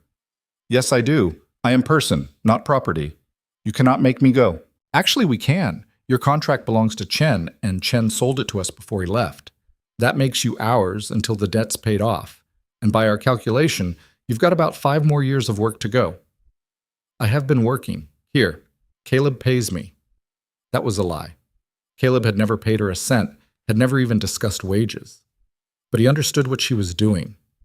Trying to establish some kind of legitimacy, some legal ground to stand on. You got proof of that? Jenkins asked. Pay records? Contract? Anything in writing? Silence. Didn't think so. Jenkins's grin turned cruel. So here's what's going to happen. You're going to get on a horse, ride back to camp with us, and work off your debt like you were supposed to. And if Mercer here tries to stop us, we'll report him for theft. Maybe get him arrested. Maybe worse. You son of a... Caleb started forward, but Leon's voice cut him off. Wait. She looked at Caleb, and something in her expression made him stop. Let me talk to them. Leanne, no, please, trust me. She let go of Elise's hand, walked forward until she was standing between Caleb and Jenkins, small and straight-backed in her borrowed coat, facing down 4 armed men without visible fear. You want me to come with you, she said, to work at camp. That's right. And if I refuse, then we take you anyway. Might be harder on you that way, but the result's the same. She nodded slowly, like she was considering it. And what do I get? For working? Jenkins frowned, confused by the question. You get to pay off your debt, that's what you get. No money, no food, no shelter. You'll have camp rations and a tent. That's more than some people get. I see. Leon glanced back at the cabin, at Elise standing in the doorway, then back to Jenkins. And what if I told you I can pay debt now? With what? You got money hidden somewhere? Not money. Work. Value.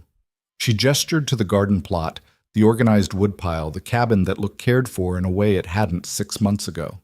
I've been working here since autumn, every day. Cooking, cleaning, organizing, healing. That is worth something. Not to us, it's not. Then you are fools. Her voice hardened. You want women who can keep men alive in rough conditions? Who can make food from nothing, treat sickness, manage supplies? That is what I do. That is what I am worth. But you want to take me to camp and treat me like slave, work me until I break. That is bad business. We're not here to negotiate. Yes, you are. Or you would have taken me already. She crossed her arms. So here's negotiation. You leave me here. Let me continue working for Caleb. He pays me fair wage. I send portion to you every month until debt is paid. Everyone benefits. Jenkins laughed, but it sounded uncertain now. And why the hell would we agree to that? Because otherwise I run. First chance I get at camp, I disappear. And you waste time chasing me when you could be working. Or I work so badly you have to get rid of me anyway. Or, she paused, let the weight of it settle. Or I make sure all your men know how you treat women, how you trade them like animals. Railroad companies do not like that kind of trouble. Bad for reputation.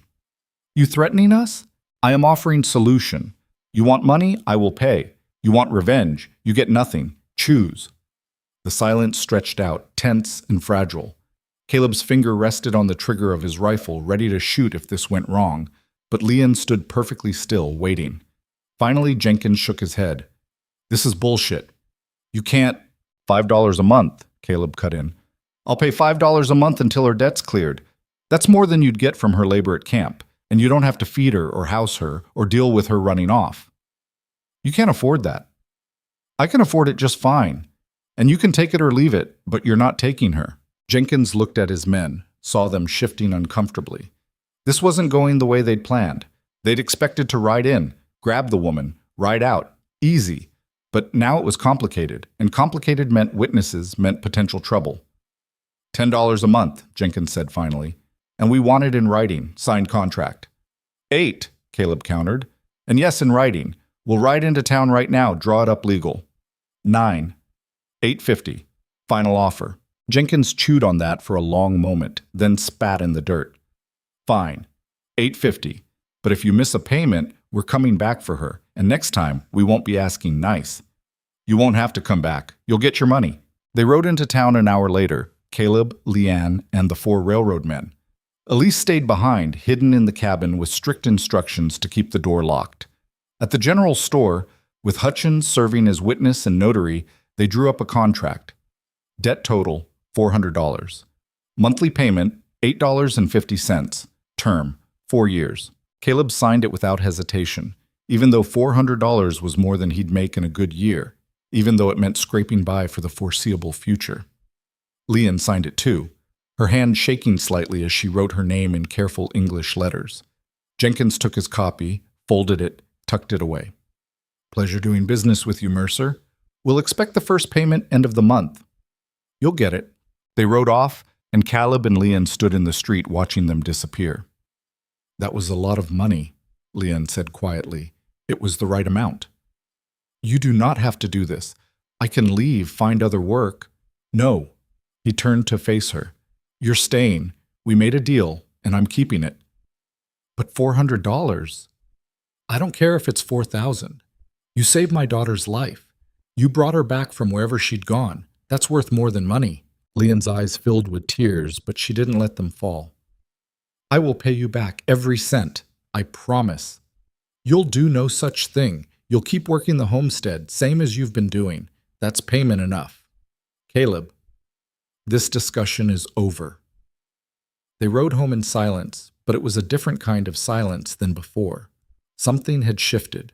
The arrangement that had been temporary, uncertain, built on daily decisions, it was solid now, legal, real. When they got back to the cabin, Elise ran out to meet them, and Leanne scooped her up, held her tight. Over the girl's shoulder, her eyes met Caleb's, and he saw gratitude there, and relief, and something else that made his chest feel too full.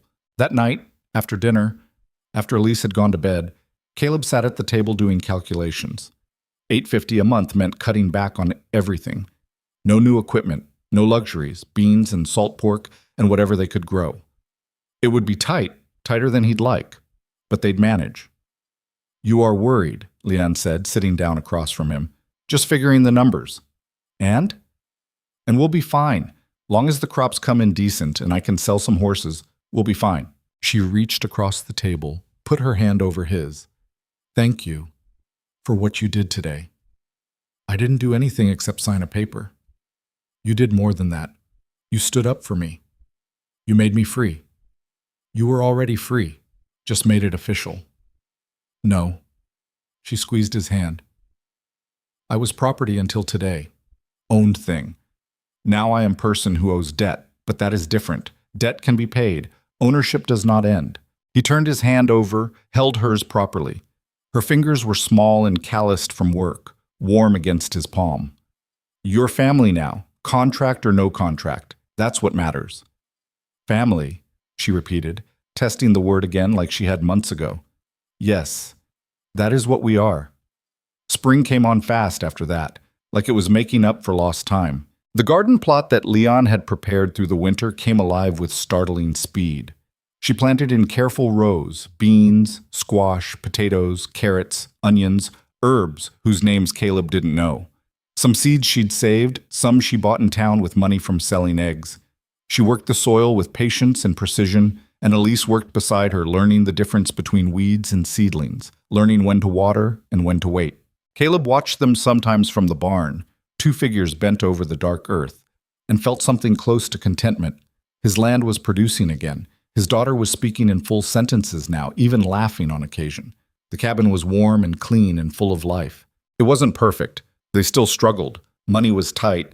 Repairs piled up faster than he could handle them. And some nights he still woke up reaching for Sarah before remembering she was gone. But it was better.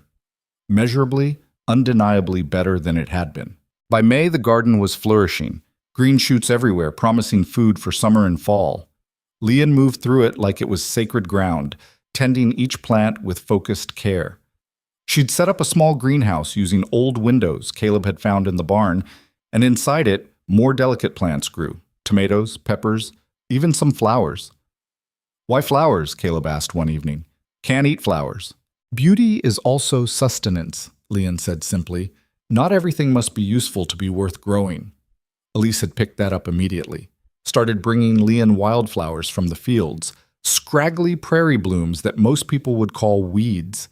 But Leon accepted each one like it was precious, put them in jars on the windowsill, taught Elise their names in both English and Chinese. One afternoon in late May, Caleb came back from town with the monthly payment ready to send to Jenkins and found Leon sitting on the porch steps, staring at nothing. "You all right?" he asked. She looked up and he saw she'd been crying. "Today is anniversary." "Anniversary of what?" "My husband's death, 2 years today." He sat down beside her, not sure what to say. "I'm sorry.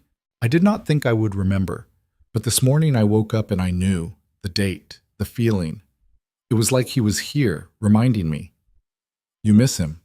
"Yes, but also no." She wiped her eyes. "Is that terrible? To not miss someone who died?" "No, it's honest. We were married very young, arranged by families. I did not love him, not the way stories talk about love. But he was a good man, kind. When he died, I was sad, but I was also relieved, because the life we had was hard, and I did not know how to make it better, and death at least was ending. That doesn't make you terrible, just makes you human. Sometimes I feel guilty, that I'm happy now, when he is gone, like I'm betraying his memory by building new life." Caleb understood that better than she knew. "Sarah's been gone over a year," he said. "And some days I still feel like I'm cheating on her. Like being okay again means I didn't love her enough." "But you did love her." "Yeah, I did. More than I knew how to say." He picked at a splinter on the porch step. "But she's gone, and we're still here. And I think she'd want us to be okay. Your husband, too, probably. People who love you don't want you to suffer forever." "No," Leon agreed quietly. "They do not." They sat there in silence as the sun dropped lower, painting the sky orange and pink. Inside, Elise was setting the table for dinner, humming something Leon had taught her. The sound drifted out through the open window, ordinary and precious. "I'm glad I'm here," Leon said after a while. "Even with everything that brought me here, even with the bad parts. I am glad." "So am I," Caleb said, and meant it. Summer brought its own challenges. A dry spell in June that had Caleb hauling water to the garden twice a day. A problem with coyotes getting the chickens until he reinforced the coop. And in July, a letter from Jenkins demanding 2 months' payment at once because the railroad was moving on and he wanted to settle accounts. Caleb didn't have it, had barely scraped together that month's payment as it was. "What will happen if you cannot pay?" Leon asked when he showed her the letter. "Don't know. Maybe nothing. Maybe they send someone to collect. Maybe they decide the contract's void and come take you back. Then we find the money. There's no money to find. I've got maybe $30 saved. That's it. Then we make money. Sell something. Sell what? The horses? Can't run the homestead without horses, the land? That's all we've got." Leon thought for a moment, then went to her room and came back with a small wooden box. Inside were pieces of jewelry, simple things, but real gold. Earrings, a bracelet, a pendant. "These were my grandmother's," she said. "Only valuable things I own. We sell them." "Leon, no, those are yours. They are metal. Pretty metal, but just metal. Family is more valuable." She closed the box, handed it to him. "Sell them. Pay the debt. That is what they are for." He wanted to argue, but the determination in her face stopped him. She'd made her choice, and he owed her the respect of accepting it. The jewelry sold for $63, enough to cover the 2 months plus a little extra. Caleb sent the payment with a curt note telling Jenkins to stop changing the terms. He didn't get a response, but no one came to collect Leon either, so he figured the matter was settled. By August, the garden was producing more than they could eat. Tomatoes, beans, squash coming in faster than they could preserve it. Leanne worked late into the evenings, canning, drying, storing away food for winter. The root cellar filled up with jars of vegetables, dried herbs, smoked meat from a deer Caleb had shot. "We will not go hungry this year," she said with satisfaction. "No," Caleb agreed. "We won't." Elise had started helping more with everything: garden work, animal care, household chores. She was still quiet, still carried that solemn seriousness, but she engaged with the world now, asked questions, expressed opinions. She'd even made a friend in town, a girl named Martha, whose family had moved in during the spring, and occasionally asked if Martha could visit. "Of course she can visit," Caleb told her. "This is your home too. You can have friends here." "What about Leanne?" Elise asked. "Is it her home too?" "Yes, it's her home too." "Good. I was worried she might leave." "She's not leaving, little bird." "Promise?" He looked at Leon, who was kneading bread at the counter, listening to this exchange. She met his eyes and nodded slightly. "Promise," he said. In September, the first payment arrived that Caleb could make without panic. The horses had sold well, the garden had produced enough to sell surplus at the market, and he'd even managed to save a little. When he handed the $850 to Jenkins's representative, a different man now, less hostile, it felt like victory. Only 3 more years to go. One evening in early October, with winter approaching again but not yet arrived, Caleb found Leanne on the porch, watching the sunset. The air was cool but not cold, that perfect temperature where you could feel summer and winter meeting. "Can I ask you something?" he said, sitting beside her. "Of course." "Are you happy here? Really happy, I mean, not just making the best of it." She considered the question seriously. "Yes, I am happy. More happy than I have been in very long time."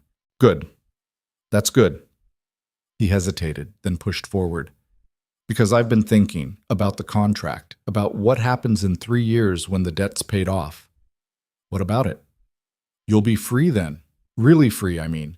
Free to go wherever you want, do whatever you want. And I know you might want to leave, find something better." "Caleb," she put her hand on his arm, "where would I go that is better than here?" "I don't know. California maybe, back to China. Anywhere that isn't a frontier homestead in the middle of nowhere." "And why would I want those places?" "Because," he struggled for words, "because you deserve more than this. More than working yourself into the ground for a man who can barely pay you, living in a cabin that leaks when it rains, dealing with people in town who look at you like you're less than human. Those people do not matter, and this cabin is warmest place I have ever lived, and you are not just man who pays me. You are family." She moved her hand from his arm to his face, made him look at her. "I do not want to leave. I want to stay." "Unless you want me to go?" "No, I don't want you to go. I just—" He stopped, started over. "I want you to choose to stay because you want to, not because you feel obligated. I choose to stay. I have been choosing every day since you let me sleep in your barn, and I will keep choosing unless you tell me I cannot." "You can stay as long as you want," he said, his voice rough. "Forever, if that's what you want." "Forever is long time." "Yeah, but I mean it." She smiled then, a full smile that made her eyes crinkle at the corners. "Then I will stay forever, or close to it." They sat there as the sun dropped below the horizon and the stars came out, sharp and bright in the clear autumn sky. Inside, Elise was reading by lamplight, her soft voice carrying through the window as she practiced the words Leon had been teaching her. It wasn't the life Caleb had planned, wasn't what he'd imagined when he'd married Sarah and started this homestead, but it was real. It was solid, and it was theirs. Winter came again, but this time they were ready. The root cellar was stocked with food. The cabin was weatherproofed and warm. They had enough wood to last months, enough supplies to outlast any storm, and more than that, they had each other. 3 people who'd learned how to survive together, how to care for each other through the worst of it. When the first snow fell in November, Elise stood at the window watching it come down, and instead of fear in her face, there was wonder. "It's beautiful," she said. "Yes," Leon agreed, standing beside her.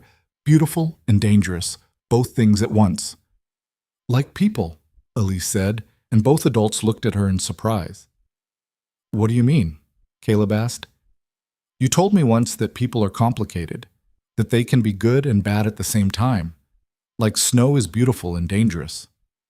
That's exactly right, little bird." She smiled at him, then went back to watching the snow, and Caleb felt something settle in his chest. His daughter understood things now. Understood that the world was complicated, that survival meant accepting both the beautiful and the dangerous, that love could exist alongside grief. That Christmas, their first real Christmas since Sarah died, they made it simple but genuine. Leon cooked a feast with their preserved food, and they ate until they were too full. Elise gave Leanne a drawing she'd made of the 3 of them standing in front of the cabin. Caleb gave Leanne new gloves he'd bought in town. And Leanne gave them both hand-sewn clothes she'd been working on in secret, a new shirt for Caleb, a dress for Elise. "This is too much," Caleb said, holding up the shirt. The stitching was perfect, the fabric carefully chosen. "It is exactly right," Leanne corrected. "You needed a new shirt. Now you have one." That night, after Elise had gone to bed, Caleb and Leanne sat by the fire with coffee, and he found himself thinking about the railroad men who dumped her in his yard like trash. They'd meant it as an insult, a joke at his expense. Look at the pathetic widower, so desperate he'll take anything we throw at him. But they'd been wrong. They hadn't given him a burden. They'd given him back his life. "What are you thinking?" Leanne asked. "That those bastards did me a favor and didn't even know it." She laughed quietly. "Yes, they were very stupid. Best mistake they ever made. Best thing that ever happened to me, too." She sipped her coffee. "Strange how life works. The worst thing and the best thing, sometimes they are the same thing." "Yeah," he agreed. "Strange how that works." They sat in comfortable silence, the fire crackling, the wind gentle outside. Tomorrow would bring its own challenges. More payments to make, more work to do, more complications to navigate. But tonight they were warm and fed and together. And that was enough. The years that followed proved that what they'd built could last. The garden expanded each spring, became a reliable source of food and income. Elise grew into a young woman who spoke 2 languages and knew how to heal with herbs and could work the land with strong, capable hands.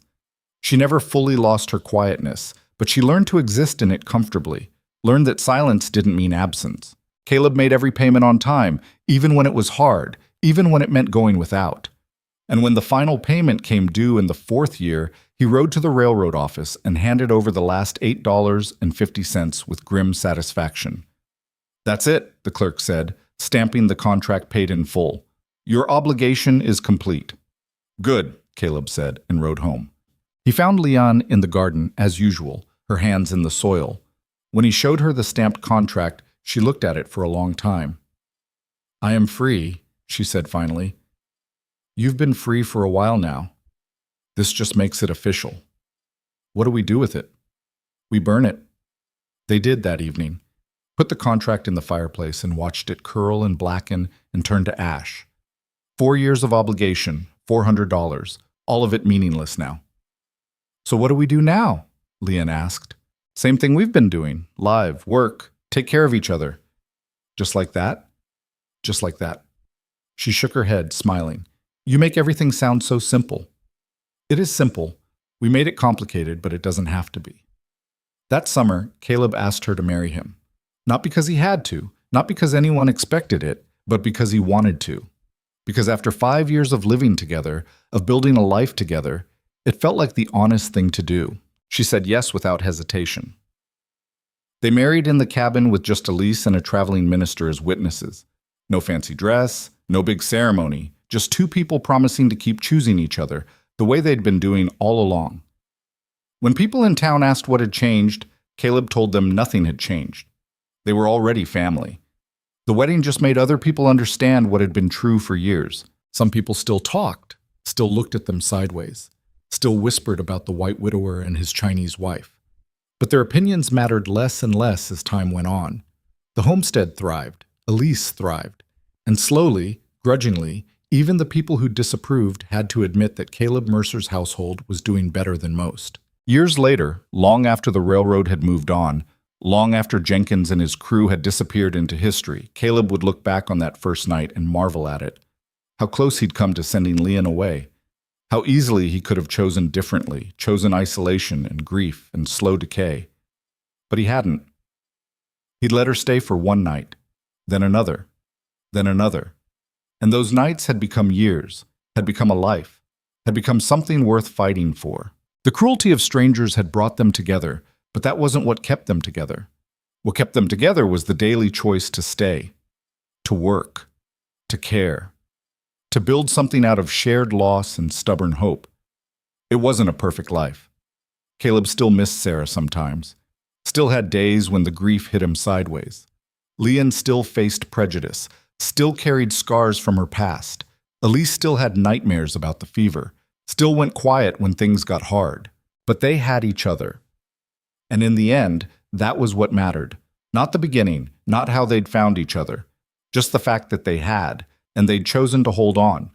On the frontier, where everything was harsh and unforgiving, where survival was never guaranteed, they'd managed to create something gentle, something lasting. They'd made a home, not by accident, not by luck, but by the simple, stubborn act of choosing each other, every single day. Through storms and sickness, through doubt and fear, through all the small and large cruelties the world threw at them. They chose each other, and in the choosing, they became family, the kind that lasts.